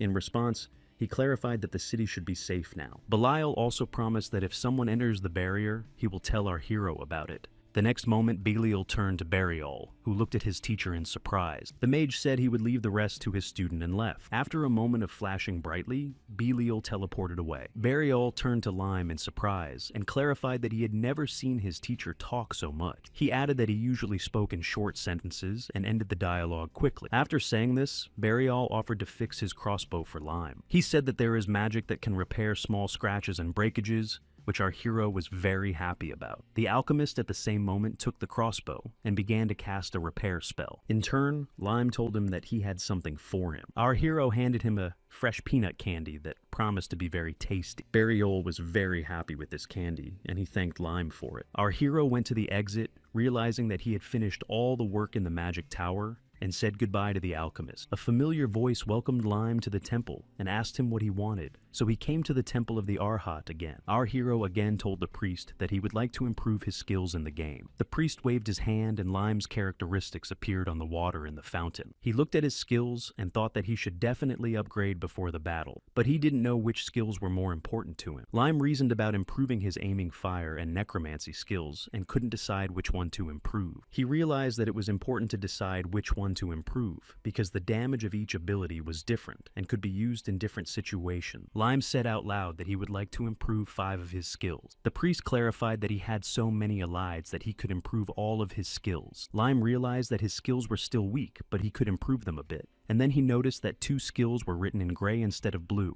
The priest said that he had reached the level to learn these spells, but was not familiar with them yet. The 2 gray skills were resurrection and control over lifeless bodies. The priest added that there were enough elides to learn them as well. Lime confirmed that he wanted to learn those skills as well, which the priest agreed with. They both looked at the water, and in a moment, these skills were colored blue. Our hero wondered if he could create undead with the resurrection skill, as well as the goblin priest did. Expanding this thought, Lime thought that in this case, all of these undead will become his subordinates. At the priest, our hero asked if he could raise his level, but unfortunately he didn't have enough elides for that. But on the other hand, Lime raised his magic level and improved his spells. Now he wanted to take a little break. The priest again escorted him to the large basement with the capsules, and Lime lay down in a vacant capsule, closed his eyes, and logged off. He woke up in his home in the Peace Walker water capsule. He felt uncomfortable waking up in that liquid every time. Without much thought, Lime got up, got dressed, and walked over to his computer. He decided to check if the money had come to him, and everything was correct. But he still wasn't happy with the result, as he wanted more. He was relieved that he was able to earn about 200,000 won from the game, even though he would only have 100 won left after paying the utility bills. He also thought that it wasn't enough money, and he should have caught the ogre next time. He also noticed that because of the penalty for deleting a character after death, the price had increased and was around 130,000 won for 1 gold. But it was too much of a loss to delete a character. Lime assumed that the game would become more popular because of the total immersion. It was because of this that the creators decided to cut down on the number of players. After all, a person could live a second life in the game. Poking around the internet, Lime saw new features in Life Edge. So, with the keyword production, technology could create a skill. Characteristics and skills could be improved using elides. Elides were automatically accumulated in different amounts according to the player's decision. Elides could be used to level up, and the priest could only be spoken to in Korean so he could understand. The stats increased by themselves through repetitive action. After learning all this new information, Lime decided to log back into the game. He noticed that day had already changed to night, and it was getting dark. Even though he had been away from the game for about an hour, about 7 hours had passed. Our hero walked down the street and thought about whether it was pointless to pump characteristics with points if it could be done with elides. It would make the game too easy. There were 3 ways to spend elides, and Lime didn't understand which one was more profitable for him. But now he was left with one of his main pressing questions. He didn't know what to do with the goblin shaman. Lime was not afraid that the priest would come to the village because there were hunters and a strong mage. He was afraid that he would not be able to see such a strong opponent in the game again. Lime came to the conclusion that he needed to learn the basics of magic as soon as possible before the next appearance of the goblin. A week later, Lime sat on his bed and thought about the fact that the priest had not shown up in 7 days. Our hero occasionally went to Belial and asked if anyone had damaged the barrier. He did not believe that everything was so simple and quiet because of the calm before the storm. In the meantime, Lime continued to study the basics of magic and came across one very interesting fact. He realized that magic and skills could be used thanks to elides, but to truly wield them, you had to learn spells and control mana. This magic was a deviation from the norm, and previously it could only be mastered with the help of elides. Lime decided to call this magic a skill magic. In this, he was helped by the memory of the goblin shaman's curse. Lime had strong and unusual magical powers that he had figured out how to use after meeting with the priest. To use it, one had to concentrate and gather strength in the body. Then you had to concentrate the mana in one place, and as if to collect it in your hand and visualize it spreading through the air. Then it is necessary to imagine mana moving in the air in a certain direction, after which it should take the form of infinity. So, it should move and rotate that, can further cause an explosion or magic. Describing this process was easy for Lime, but it was much harder to execute. But in the book, there were tips on moving magic basic formulas and methods that helped our hero. Lime decided to start practicing again. He remembered that there were 5 factions in total. These were the systems of charm, magic illusion, magic, elemental magic, transformation, magic, and magic items. Each faction had its own magic skill. Originally, Lime was going to learn all 5 types of magic, but he could only learn 2 because he could not use magic for more than 10 minutes. Otherwise, Lime would catch fire or something else would happen to him. After learning direct attack magic, he decided to learn 2 spells with amplification. This was how he managed to acquire essence enhancement and enchantment. The first is to increase the strength of metal, wood, or stone. The second is to give an item the power to block attacks with mana. Both spells could last an hour, and Lime wasn't sure about mastering them because of the waste of elides due to the short duration. After a while, Lime stepped onto the training ground. It was at that moment that it was time for our hero's training. With his weapon, he chopped the training stand long and hard. Lime didn't even notice how dark it got. He was tired, so he went to eat and sleep in order to get to the temple early tomorrow. In the morning, he was already at the temple and looked at his stats. In a week of training, his magic strength, endurance, and 5 senses had increased by 1. Additionally, in 7 days, Lime had managed to learn 3 cooking skills. These were making shaptangash, kochikui, and candy. But on the other hand, he was so tired of waiting in the village and doing nothing that he thought it would be faster to hunt down and kill the goblin. But Lime's problem was a complete lack of money. Our hero needed to be ready to meet with the shaman, but there was no money to buy magic equipment. He immediately thought about whether it was possible to earn them somehow. And then, as usual, Lime came up with an interesting idea.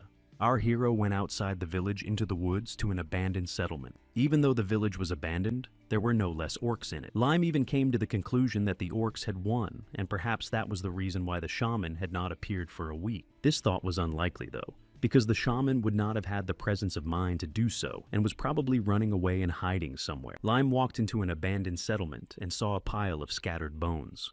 Startled, our hero realized one thing. In front of him was a huge altar. There was no flesh on the scattered bones, and there were no insects nearby. It was strange and even looked like magic, but not magic. Our hero remembered that he had heard of orcs being cannibalistic. Orcs believed that they could gain great power by eating the flesh of the strongest. It occurred to him that he had a way to get a good army. After all, the undead are undead. Lime began gradually over the next few days to collect the bones in his camping bag, and at one point he realized that he had never seen orcs in this place. They didn't go far from their shelter, and so there couldn't be frequent encounters with them. Thinking about it, Lime realized that it was time for him to return to the altar because he had a lot of work to do. When all the preparations were over, our hero decided to start the spell. He began to say the spell, and everything around him began to glow purple.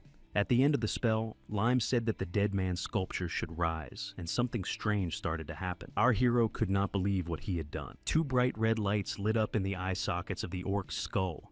The monster's huge skeleton rose to its full height in front of our hero, and Lime was finally glad that he had gotten what he had been working towards for so long. But suddenly he realized something was wrong. The rebel orc ran with an attack straight at Lime on his master. This action only meant that our hero would have to try again. Taking a firm grip on his weapon, Lime sent the undead flying back. Our hero immediately realized that the undead's attack was clearly connected to one of the skills.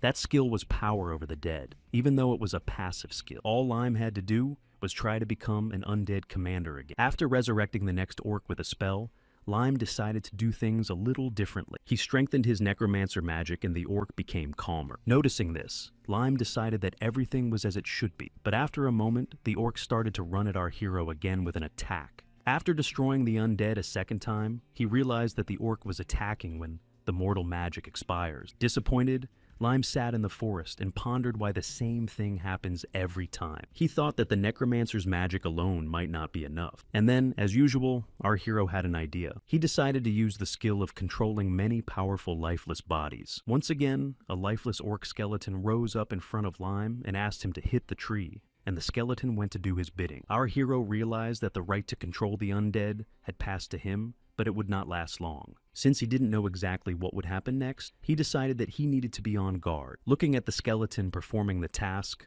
Lime realized that he had succeeded and ordered it to stop. This pleased Lime, because the fact that the orc obeyed for a long time meant development. On the 5th day of our hero's experiment, he was in control of 30 orc skeletons. The total number of dead, with the control of many powerful bodies, was equal to 10. Hence, the total power of the army of 40 dead men. Our hero realized that he wouldn't be able to control more skeletons, so he would stop at this number. 40 skeletons was a small army. In the process of creating it, Lime found out that multiple magic can be applied to the undead in a complex way. With such an army, Lime could not overthrow a tribe of orcs, but he could defeat a handful of scouts and conduct a safe hunt. He had also accumulated enough elides in 5 days that he wanted to spend them on raising the level of power over the dead. He remembered that in previous games, necromancers called the undead their subordinates.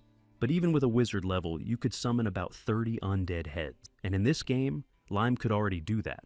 And from now on, the number of his subordinates would grow and increase into an immortal army. But first of all, our hero needed to send a goblin shaman to the TT Light. After a while, Lime decided to test his army on a mad troll. The monster ran after Lime to a certain place where our hero left his army. At one point, he broke free and ordered his subordinates to attack the troll. When the skeletons diverted their attention to themselves and began to attack the enemy, Lime was able to load his weapon and take aim. The troll at this point was calmly looking directly at our hero.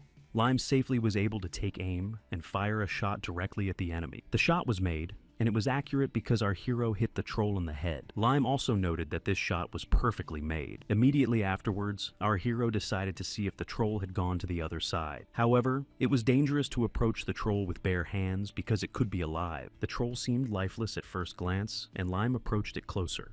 He thought of the shaman again. He had been searching for him for a week without success. He realized that the probability that such an intelligent NPC was killed by an ordinary monster was extremely low. As he picked up his weapon, Lime distracted himself from his thoughts about the shaman and began to think about the price for the troll's head. He also remembered that troll blood is more valuable than ogre blood, because it is more often added to potions and potion. As he collected the loot, he thought that he would exchange half of it for equipment and the rest for cash. Having put all the loot in his bag, our hero decided to return to the city. Suddenly, he heard a strange sound and started looking around. There were a lot of monsters covered with wool. They were jabaku. These monsters looked like real monkeys. Lime could not understand why they were here, and if they had smelled the troll's blood. Immediately, our hero began to speak a spell to summon a weak ghostly hand. When the spell took effect, he ordered the hands to follow his orders and grab the monsters. Hearing our hero's order, the ghost hands activated, and they flew to grab the many monsters that attacked Lime. Our hero also had to prepare for a fight with the jabaku. Lime drew his weapon and engaged the first monster that approached. Another monster he had to push away from him with his foot. Moments later, Lime shouted to his subordinates to send the jabaku to the other side, and they obediently followed. At the same moment, the ghostly hands also began to catch up with the monsters. Lime also kept up with his subordinates and ghost hands engaging in battle with the monsters. The skeletons and our hero were sending the jabaku to the ground where the ghostly hands were bringing them down. Lime clearly felt his superiority in this fight and asked the monsters to attack him. A while later in the magic tower, Burial asked if our hero had brought a troll. The alchemist could not understand how Lime had managed to catch a troll, but he replied that he had only used traps and a crossbow. Barioli was surprised by the words of our hero, because it is hard for even a high-ranked hunter to survive a troll encounter, let alone win. Lime grinned and replied that he had sent 2 more to the other side of the world, but they didn't fit in the bag and became a snack for the jabaku. Bariol admired our hero's deeds and stories about them, but in the end, Lime was more interested in how much money he would get for the troll. The alchemist asked if the troll's body was damaged and if the blood had already clotted, to which our hero nodded. Lime explained that the body was damaged due to the lack of space in the bag, and that it could not be avoided. After calculating everything, Barial concluded that he could buy the troll for 200 gold pieces. Lime was shocked by this price for a troll, and immediately did not believe it, and asked again. The alchemist replied that he couldn't pay more. The alchemist replied that he couldn't pay more than that for a damaged troll, and asked how much he could pay for a whole troll. Lime agreed to 200 gold coins. But he asked Bariole for the price of a whole troll, and he replied that a whole troll would cost 1,000 gold pieces. This price excited Lime. Bariole explained that the cost of a troll was based on the fact that its body could be used to make 100 healing potions. Each potion was in high demand and sold for 50 gold pieces. This potion was also used as fuel, and as an ingredient for more expensive potions. So the demand was high. This demand was from monster hunters and mercenaries. This potion was difficult to make because of the troll, and the price would only go up.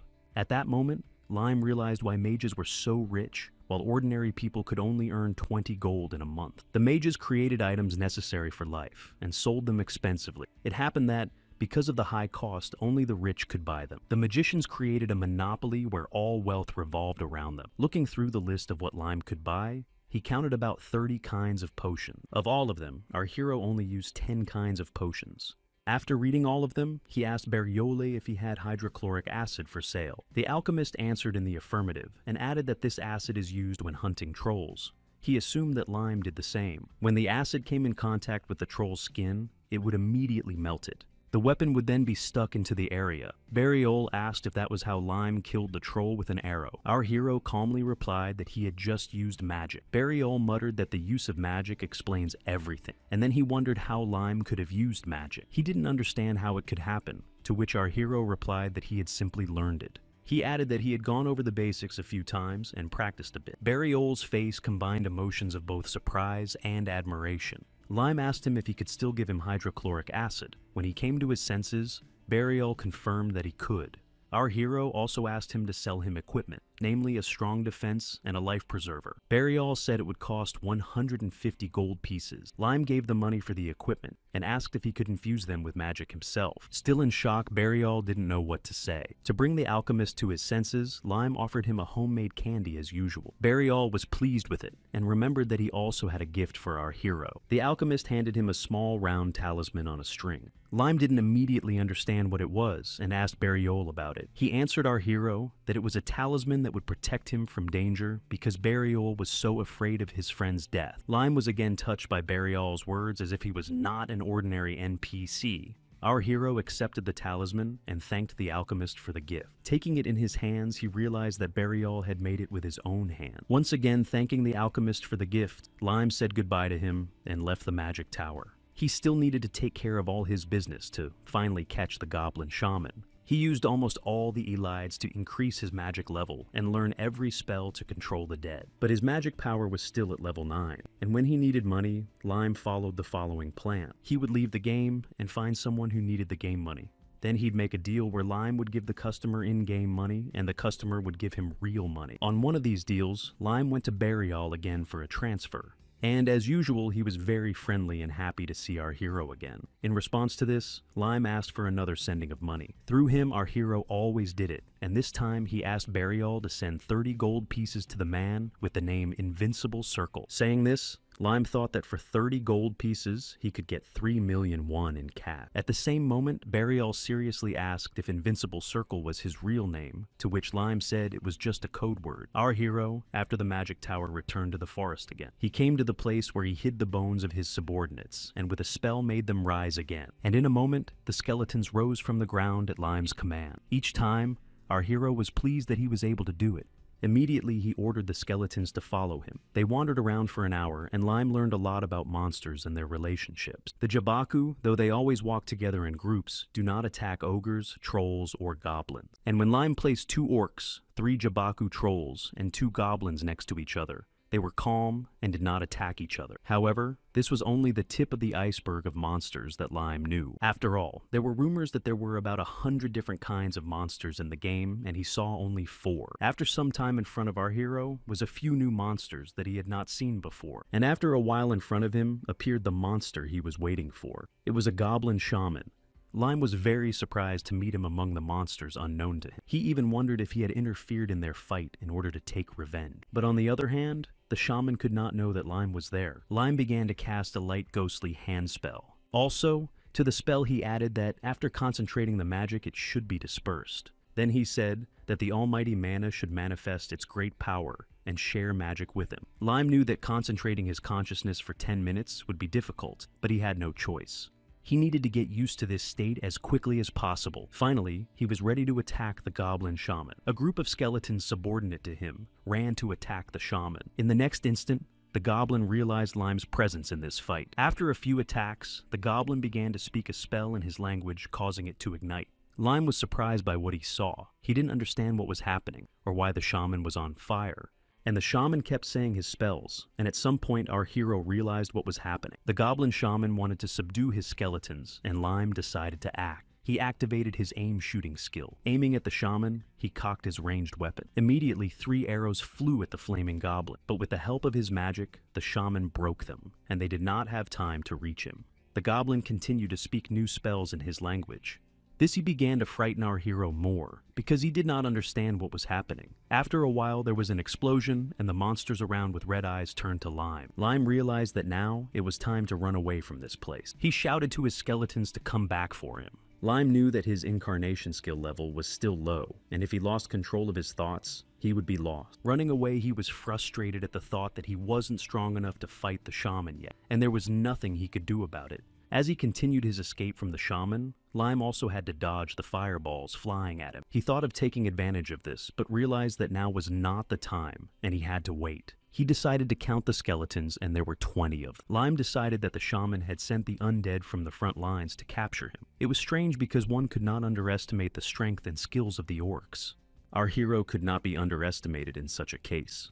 This could not be done because Lime used high-level magic, and he didn't understand why, even with it, he couldn't defeat the ogres. Finally, Lime realized that although he couldn't do it with external attacks, he could definitely poison them with poison. At some point, he realized that he had already run far enough and slowed down, but when he turned around, he realized that he could still hear orcs screaming nearby. Lime noticed that they had not fallen far behind him and were still close by, and then he saw that the eyes of these orcs were different from the normal ones. Their eyes were burning red. This meant that these monsters were magi orcs. And then Lime realized that the last time the goblins fought, it wasn't just about numbers, but that too. The power of the shaman was slowly dissipating, and Lime decided to drink a potion of invisibility. And then our hero disappeared for all the enemies surrounding him at that moment. With anger in his voice, Lime thought about the shaman, that he is an offended dead man, and in retaliation to him, he will subdue the power of bloody offense shaman and take away the goblin's control over the undead. Lime began to cast a spell. This spell is to cast an order of multiple enhanced control over the body of the undead, and all the undead that was under the goblin's control passed to Lime. The goblin shaman tried to dodge the monster's blows, but at some point, the shaman began to cast a new spell while dodging the arrows of Lime. Our hero realized what the goblin wanted to do, and he shouted to stop. But the goblin naturally did not intend to do so, and continued his own. At the end of the spell, all of Lime's subordinates stopped responding to his commands and fell on their backs. It was a shock for our hero, and he could not explain what kind of magic it was. But he couldn't think for long, because he had to attack. Between him and the shaman was about 20 meters, and Lime was figuring out how to start an attack against the enemy. He started with the goblins subordinate to the shaman and continued with the ogres. Lime was very lucky and was able to hit the ogre several times and evade its blows, but the goblin shaman continued his sorcery and sent a fireball at our hero.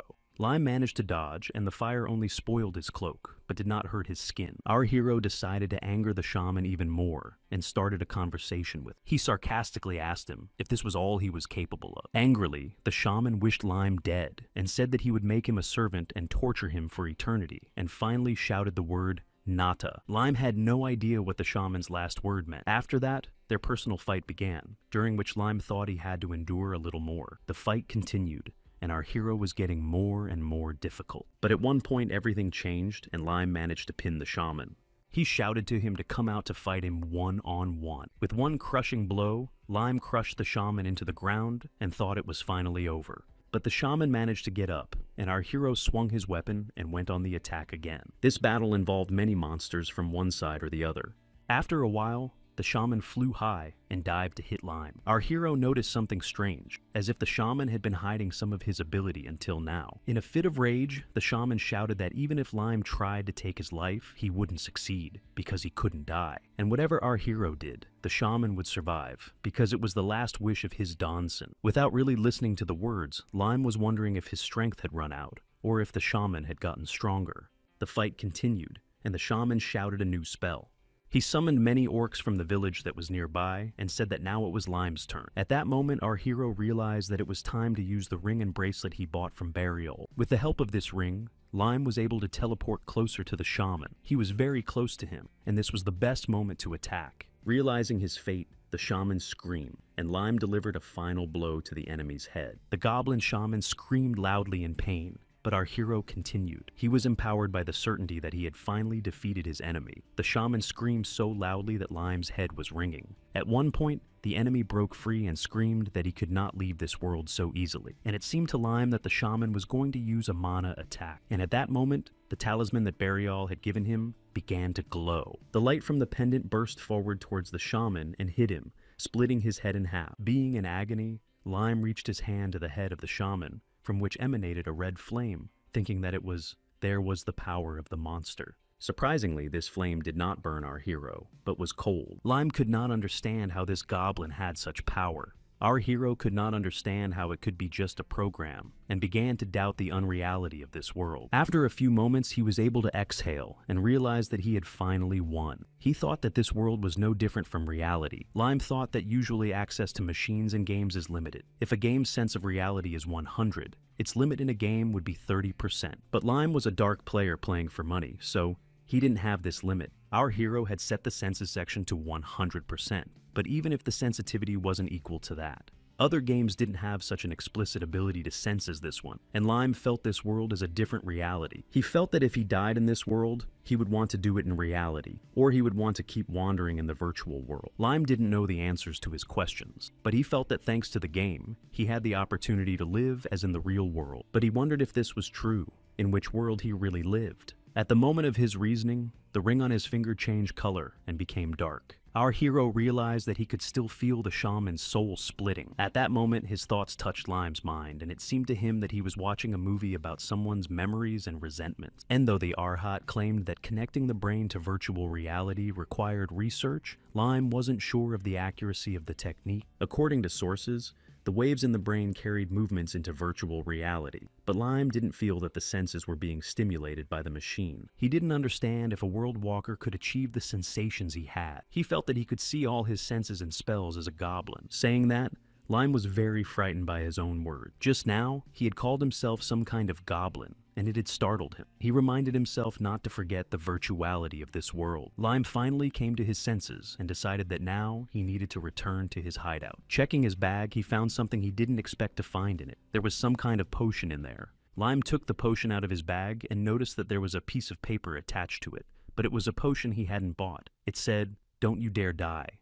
Lime assumed that it was a powerful healing potion that Burial had given him as a bonus at their last meeting. Immediately, our hero was angry with himself for thinking like an NPC. He was angry at the arcade because they created such a game. Pushing these thoughts away, Lime smiled and said that he would never die. After a while, he found himself in his hideout in a small cave. Here he made a fire and wrapped himself in a blanket. Our hero decided to get some rest after a hard day. The next day, he returned to the Temple of the Arhat to check his characteristics again. He asked the priest if he could raise his magic level to 6, and if he had enough Elides to raise all his skills in magic. He was sure he had enough, since he had been working hard for the past week. He asked the priest to double his skeleton making speed and raise his rank 3 times, to which he agreed. Lime also asked if he could increase his magic power with iridium, but the priest said that iridium was not enough for that.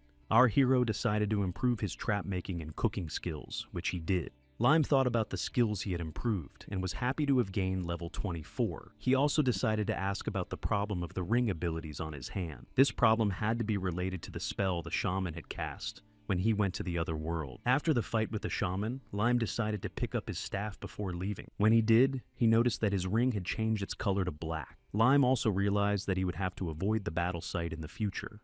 Thinking back to that moment, Lime thought that from that moment on, the ring never changed again. Out loud, he asked to see his abilities at the temple. The device on his hand exuded 4 magical powers, and the ring's abilities were not displayed. Lime saw his abilities and was surprised that all attributes were equal to -5, and the magic power had changed to 4 magic powers. Our hero was confused as to what numbers were added to all 5 senses, and what new characteristics and attributes he had. All the values of the new characteristics were equal to 20. At the same time, Lime felt that most of the spirits were against him. He felt that someone was watching him. This annoyed him, and he decided to ask the priest why the spirits were against him, and who was watching him. Lime assumed that these characteristics were added to him because of the ring. Perhaps all the changes were because of it. Our hero felt that it was a bad thing, and that perhaps it was a spell. He also remembered that he is a necromancer, which means he can't break the spell in the temple. There were priests with divine powers in Peten, but if Lime went there, they would definitely want to send him to the other world. That's why he never went near that temple as a necromancer. Our hero decided that in the end, he would have to deal with this spell on his own,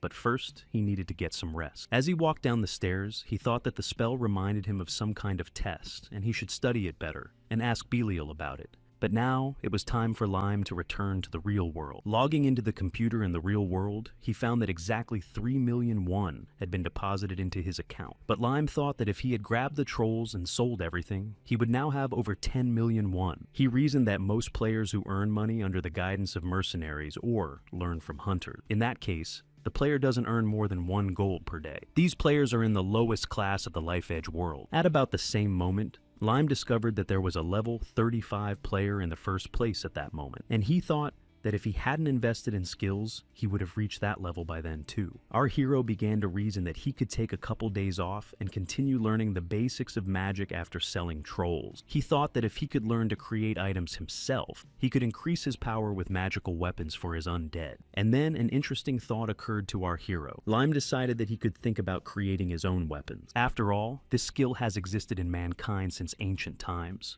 If he could combine it with the undead army he'd created, and add in the weapons that he would create, and his magic, all of these items together would give our hero great power. Back in the game, Lime prepared everything he needed for an overnight stay in the open and went into the forest. The forest was quiet. Our hero decided to go to the orc village to get a couple of bodies to hunt trolls.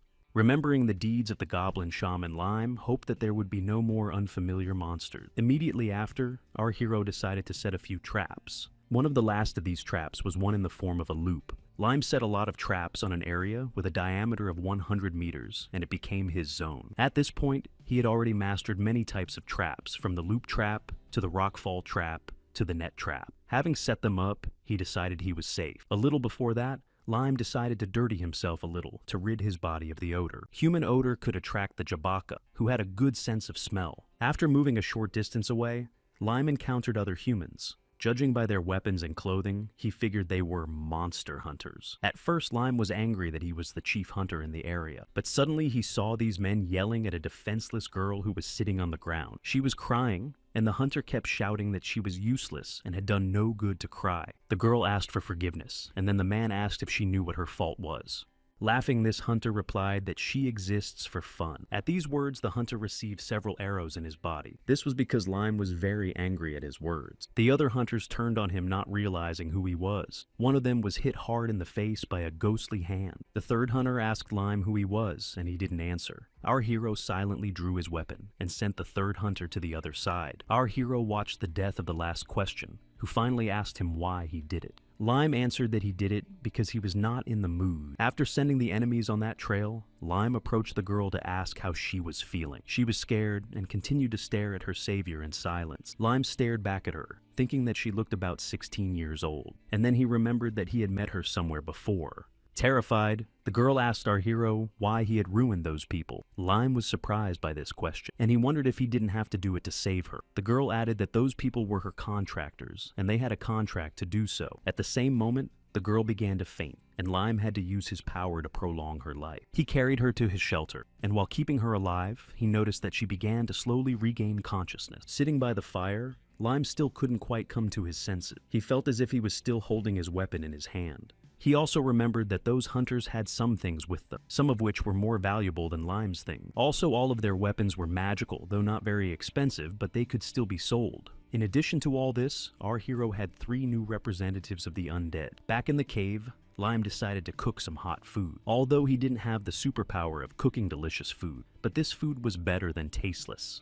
After a while, the girl finally woke up and came to her senses. Lime handed her a plate of hot food, worried that she was hungry. In response, she thanked him, saying that she felt a little better already. Our hero replied that he had taken some measures to make her life last a while longer, and called her Lena. The girl was very surprised how our hero knew her name, but she also remembered the name Lena. While Lena was eating food, our hero remembered about her illness, and thought that he could not find the strength and cheerfulness she needed. Breaking the silence, our hero asked what those people needed from her. Lena answered that it was a contractual relationship where she did her homework, and they in turn trained her and paid her money. And it happened often that they beat her and gave her money for it. She added that it was like that, but now she would have to live alone so as not to disturb Uncle Katal. Lime said that he could hardly teach her any good. There was one dark and evil thought in our hero's mind. He thought that he should send such bad people to the other world because they were scum and worthless. Out loud, Lime added that those hunters had deceived Lena, which she agreed with, and finally she added that they should have stayed alive. Lime didn't understand why she wanted those people to stay alive. Afterwards, our hero said that even though Lena was still young, she was thinking like an adult. In response, Lena was surprised and said that her interlocutor also looks quite young. Lime was surprised by these words at first, and then remembered that his character also looked 16 years old. But in the real world, he was 20 years old, and their average life expectancy was about 90 years.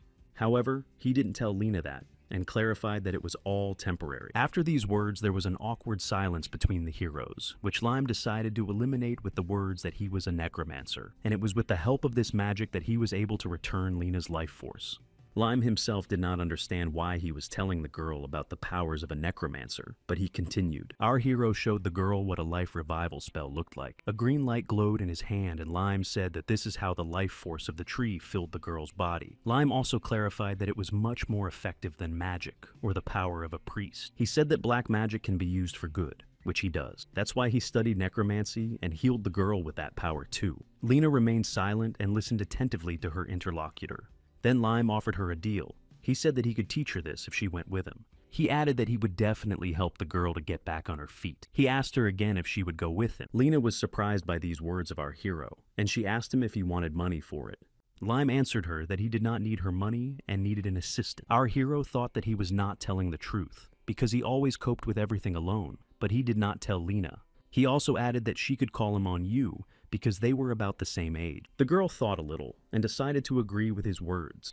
Later, to start over, Lime introduced himself to her as a free mercenary without rank, and Lena in turn introduced herself as the daughter of Scar the Monster Hunter. A little later, Lena asked Lime a question about why he treated her so well. He quickly replied that he was treating her good-naturedly for nothing. It was simply because he showed the girl compassion. A couple days later, they moved to the forest where Lime was teaching Lena how to shoot a crossbow. The girl was pretty good at shooting at a stationary target, and our hero praised her. He taught her basic things, explaining that in combat situations, she must remain calm. Lime described one such situation where Lena would cover him from behind with her crossbow, and if the enemy got closer, she would need to grab a spear.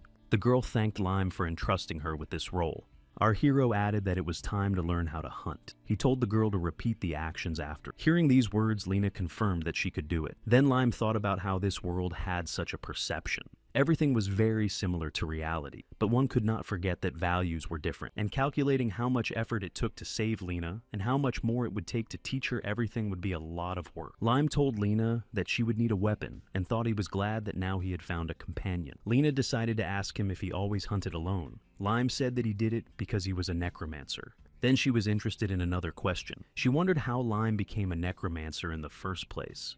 Our hero was a little confused and said that it happened by accident. According to him, he just read about it in a book and memorized it.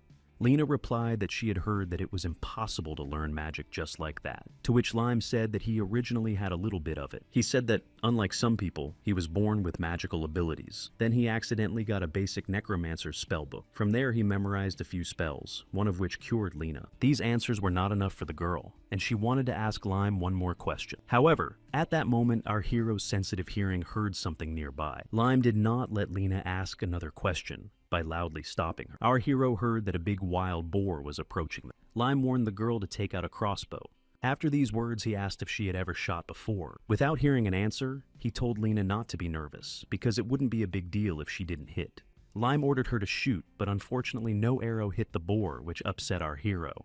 Terrified, Lena asked him what she should do now. Our hero told her to take a spear and do everything he had taught her. He had long been ready to engage in battle with this wild animal. The boar was aggressively running straight toward Lime. It wanted to attack him. But for our hero, this fight was not the first, so he just used a powerful attack. After hitting the animal a couple of times, he shouted to Lena to plunge the spear into the boar. The girl obediently ran with the weapon towards the animal without hesitating for a second. Having stuck in the spear, she again asked what she should do next. Our hero continued to fight with the boar and asked her to step back for a while. He decided to try a new spell. He summoned 4 magical powers, and in one blow, he killed the boar. Then Lime realized that if he was alone, he would have killed the boar with one blow, and that it is much harder to work with someone than alone. Our hero thought about it for a while, and decided to check how Lena was feeling. She replied that she felt quite normal, despite the fact that it was her first fight. Lime added that if it was her first time, she should rest a bit after it, because it would be even harder from now on. After examining the boar, our hero realized that he could get 20 gold pieces for it. While carving the carcass, he was a little angry that 20 coins was nothing to him, and he could earn much more for a troll. He remembered that Lena's father earned her about 300 gold pieces a month, which was commendable. Looking at Lena, he thought that 20 coins was a living wage for the family, but her treatment was worth a lot of money. After collecting all the loot in his bag, our hero said that they had enough adventures and it was time to return to the shelter. At that moment, he gave Lena a hand to help her up from the floor. At the same time, our hero added that he himself should have been more careful. He asked her not to pay attention to his mistake and to continue learning. He also told the girl that it was important to him that she did not cause problems. Lena was not thrilled with these words of Lime and asked him where he had learned to talk like that. They started laughing together at what was happening. Suddenly, Lime felt that something bad was happening, and some black energy was coming from his ring. Lena asked him what was going on, and Lime finally realized the spell of the ring. Our hero took her hand and yelled that they needed to run away immediately. Lime ran and insisted that they needed to hurry to the shelter right away. Lena didn't understand at all what was going on, or why Lime was in such a hurry. At the same moment, sinister spirits were lingering behind Lena's back. Lime confessed to the girl that his ring was enchanted before his death by a goblin shaman, and now it began to attract the dead. Eventually, our hero confessed to Lena that not only his ring was cursed, but he himself was cursed too.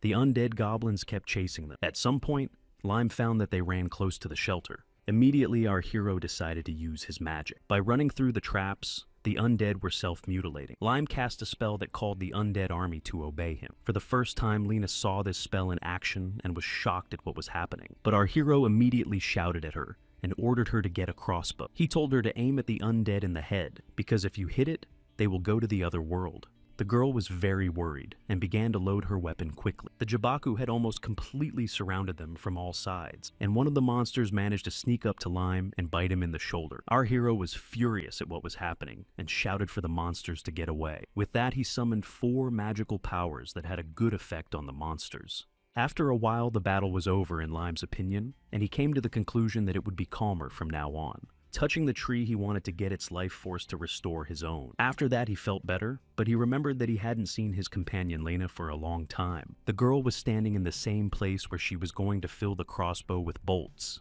She froze in place and Lime shouted to make her wake up. He shouted at her that she had to learn to stand up for herself. He added that that was the reason Lena had gone after him. Angry at herself, Lena shouted that she knew it. In that instant, she fired 3 arrows from her crossbow that hit the monster. After that, Lena excitedly said that now she knew how to fight too. With a smile on his face, our hero praised his student and realized that she was fine. There were several goblins hovering in the trap above Lime at this time, and our hero was about to take their life forces from them. After this spell, he also added that the undead army should obey him. A second later, Lime's hand repelled the goblin's attack from Lena's back. Our hero used the Necromancer's magic to send the goblin to the other world and frighten the girl. Having performed this action, our hero was satisfied with the events that had occurred. Perplexed, Lena asked him what was going on and whether it was Lime's doing. Our hero answered positively, adding that he was a necromancer and could control the undead. Suddenly, the undead appeared again, and Lime hinted to Lena that she shouldn't just stand there and use the crossbow. Happy with the girl's confidence, our hero even called her his warrior. But Lime was not going to stand aside and also joined the battle. Lena shot from the crossbow, and our hero used his weapon, which delighted the girl. At the end of the fight, he praised Lena, saying that she has the qualities of an archer. But at that moment, Lena was worried about why those monsters kept pouncing on. Lime admitted that it was because he was cursed. Quickly saying this information, he added that there were still monsters that needed to be sent to the other world. Lime, with serious intentions, clarified that it was time to end it all and went into battle. After a while, Lime finished the fight and began to tally up the results. In total, there were about 300 undead from them. He got 100. Unlike our hero, Lena was very tired from the battle and asked him if he always fights like that. Lime answered that sometimes, to which the girl replied with a light laugh. He saw that she wasn't feeling well and asked her to wait a bit. Lime began to accumulate mana in his palm to transfer the life force to Lena. Next, he asked her to give him her hand to complete the spell, but the girl became sad at this and withdrew her hand. Lime said that it was for her treatment, to which she tearfully replied that she knew it and held out her hand to him. Having completed the spell, Lime asked Lena not to move in case she still needed treatment. At the same moment, he was thinking that his treatment was useless and needed to be performed closer to her heart. At the same time, he thought that he should have stopped so that Lena wouldn't think he was strained. But the girl was interested in something else. She asked if all those undead had become our hero's subordinates. Looking around, Our hero answered her question in the affirmative. He added that he was a necromancer, so he became the master of the undead. To this, Lena asked another question. She asked why then the undead were attacking him if he was a necromancer. Lime raised his hand and pointed to the ring, saying that it was all because of him. Our hero told the girl the story of the appearance of the ring, and she asked if he was a conspirator. At first, Lime couldn't understand who the conspirator was and asked the girl about it. Lena replied that it is a monster hunter who recently single-handedly sent a whole village of goblins to the other world. Our hero was surprised that the rumor had already spread, but added that his ring had caused an unnecessary battle. He suggested that the ring had the ability to attract the undead, and if he wasn't a necromancer, he would have died because of it. Hearing this, Lena questioned the danger around him. Lime replied that he was safe where there were no lifeless bodies. He added that curses were a specialty of necromancers. The girl sadly listened to Lime talking about the need for research to understand the use of curses. After these words, he added that he would teach Lena magic when they returned to the village and she should be ready for it. She didn't understand what that meant, and Lime explained to her that her vial would have to be filled with either magic or divine power. Lime didn't know how long he would be able to support her and be there for her, so he had to teach her to be independent. The girl was embarrassed to hear that Lime wanted to give her strength for her future life. She even replied to him that she never thought he had such thoughts. Suddenly, Lime started reminding himself that he was in the game now, and he was alive. He also thought that this was a virtual world in which the fictional perception of the characters was not an obstacle. For Lime, this fact was neither sad nor funny at the same time. He realized that for his own peace of mind, he must that all the characters in this game were worthless. At this point, Lena asked him if she would ever have her own power, to which our hero replied that she only had to wait a little, and he was sure that it wouldn't take long. At these words, Lena blossomed.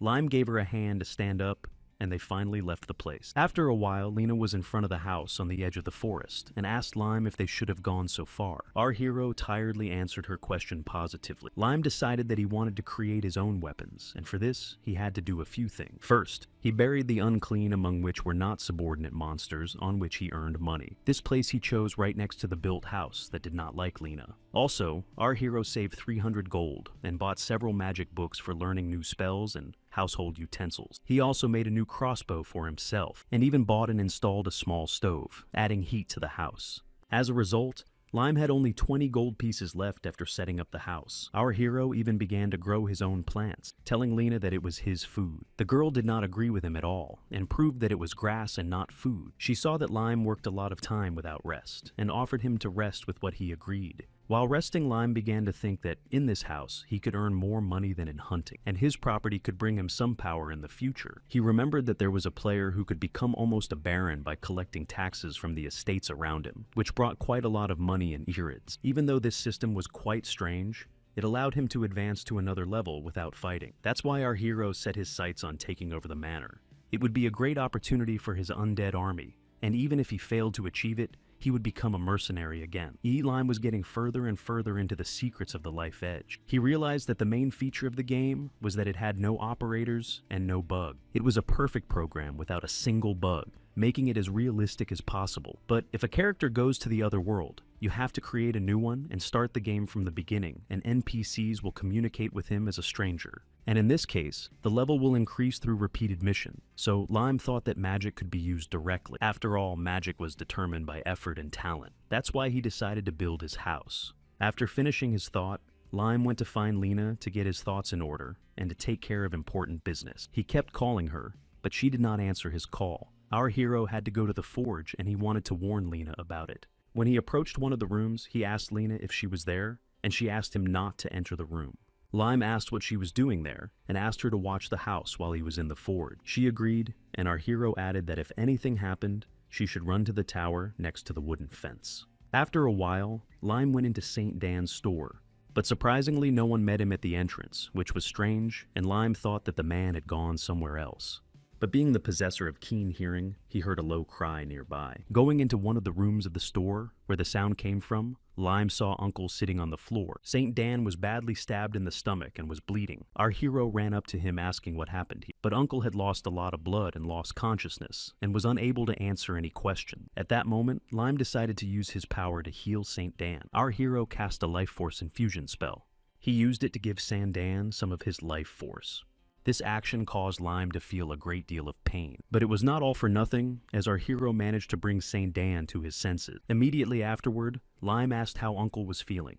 In response to this question, Saint Dan himself asked Lime whether it was his handiwork to save him. Without hiding anything, our hero confirmed that he had cured Uncle himself and asked again about what had happened. Sadly, Uncle answered that it was a revenge on him, and under the hand of Lime, they went to another room. Our hero escorted Saint Dan to the bed so he could rest. Lime asked if there was someone to call for help, but Uncle took his hand and stopped him. He told our hero that these people were still in the store. After a couple of seconds, Lime heard a noise outside the door and realized that they were not alone in the building. Drawing his weapon, he told Uncle that he would take care of these people. At that moment, outside the door, two men were breaking up the furniture in the store and looking for Saint Dan to separate his head.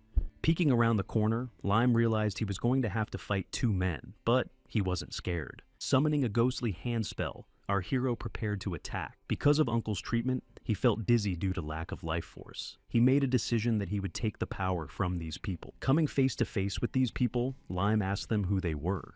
They did not answer in any way, and only asked if he had hidden Saint Dan from them. Lime calmly replied that he had, and that he had business with these people. They asked again where Saint Dan was, and Lime looked at them and realized that they were experienced warriors. To their question, he decided to answer simply and said he just didn't want to answer them. This answer made one of the warriors angry, and he called Lime a cheeky man and ran to attack him. But this brave man was met with an obstacle in the form of a ghostly hand that protected Lime. Having defeated the first, our hero laughed that his enemies thought that, since he was young, it would be easy to defeat him. These words and the fact that Lime used magic angered the second attacker, and he went on the attack. But our hero was not intimidated by this, and he got into a fight with him. Having resorted to his skills, Lime, with an almighty attack, gave the enemy a strong blow. After that, Lime told him to go to the other world and ruined him with a ghostly hand. He summarized the battle with him by saying that as long as he had the ghost hand, all victories would be his.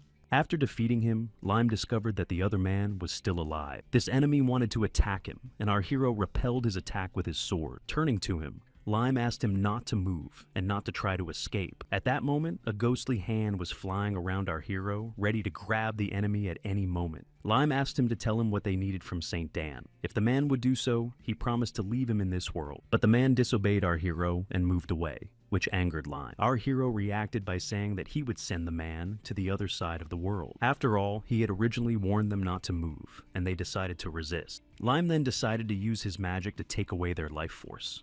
Our hero felt that the life force of humans and plants are very different from each other, and he had to learn that too. He told the men that he would bind them and give them to Saint Dan. Suddenly, our hero heard footsteps nearby and thought that someone else must have been in the house.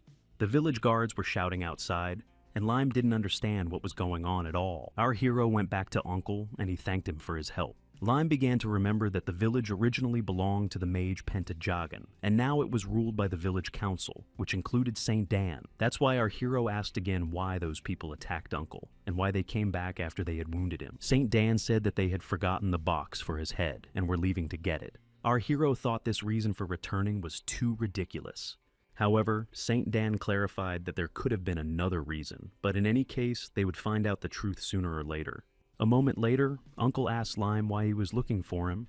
Our hero replied that he had one request for Saint Dan. He finally confessed to Uncle that he wanted to become a blacksmith. This was unexpected news for Saint Dan, and he didn't even believe the young man at first, because he was a monster hunter. Lime replied that even though his magic skill was not high, he wanted to learn the magic of the magical world, and then he wanted to learn the skill of a blacksmith. Uncle Saint Dan said that he had already thought about it, which surprised our hero, and continued that schools of magic do not reveal the reason for the transformation of matter. But if you apply magic to the blacksmith's skills, infinite possibilities open up. Uncle also added that a great magician doesn't have to have the ability of a blacksmith, because there is a magic workshop. He also said that he doubted that Lime would forge iron if he knew how to use magic. Saint Dan admitted that at first he was suspicious of Lime, but he realized that he came with pure intentions. Our hero was surprised by Uncle's words that he suspected him of something. In response, he said that Lime appeared at the right moment, which was suspicious. Thinking over these words, our hero realized that Saint Dan is not as simple as it seems, and it was surprising how those guys were able to hurt him. Lime reiterated that he wanted to learn the basics of blacksmithing from Uncle. Saint Dan was surprised that our hero wasn't going to learn the secrets of the skill from him. Lime added that he wasn't going to stay in the village for long, Uncle didn't understand what Lime meant when he said he would stay for a while. Our hero replied that he was going to go to the city in a few months. He realized that it was dangerous to hunt monsters all the time, but at the same time, he needed to make money to live on. Lime was going to combine blacksmithing with magic. He believed it would help him hit the jackpot and make a lot of money. This is what Lime told Saint Dan. But what he really wanted was to arm an army of undead by reinforcing the equipment with Necromancer magic. Our hero also had a strange feeling when he used the Life Guardian and Steel. But on the other hand, he realized that the more magical weapons he had, the better. Plus, he also knew that the more he learned, the stronger he became. Lime was sure that this was the essence of the Life Edge. Uncle Saint Dan listened to his story and said they would start classes tomorrow. Lime asked him again who the people who had attacked the store were, but Saint Dan did not answer him, saying that for him it is personal, and the young man cannot worry because they will not come back, after which Lime left. All this time, Lena was at the manor and practicing. At one point in the training, she noticed that Lime had returned.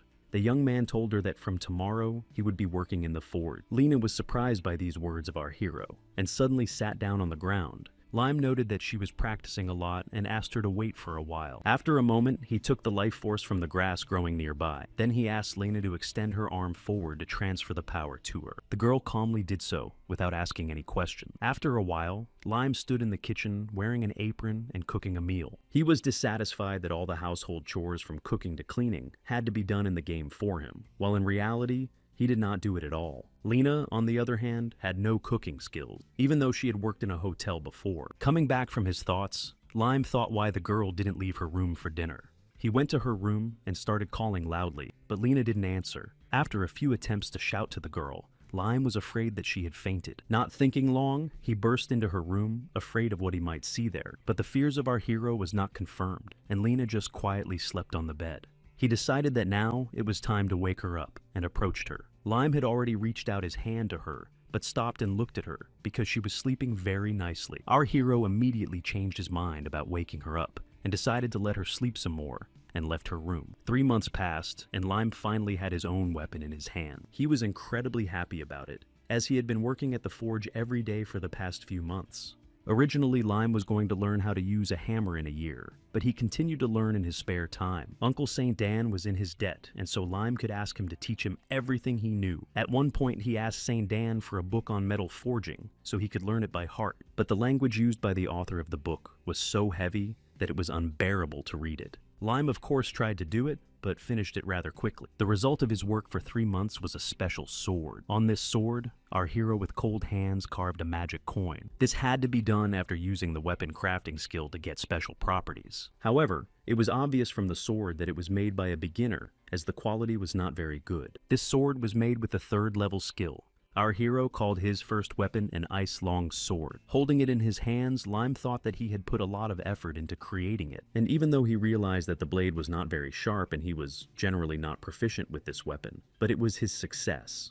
Immediately after creating this sword, Lime went to Uncle Saint Dan's store, and he asked him from the doorstep if he had succeeded. Lime proudly replied that he had succeeded. Saint Dan added that he had never seen anyone so passionate about blacksmithing before.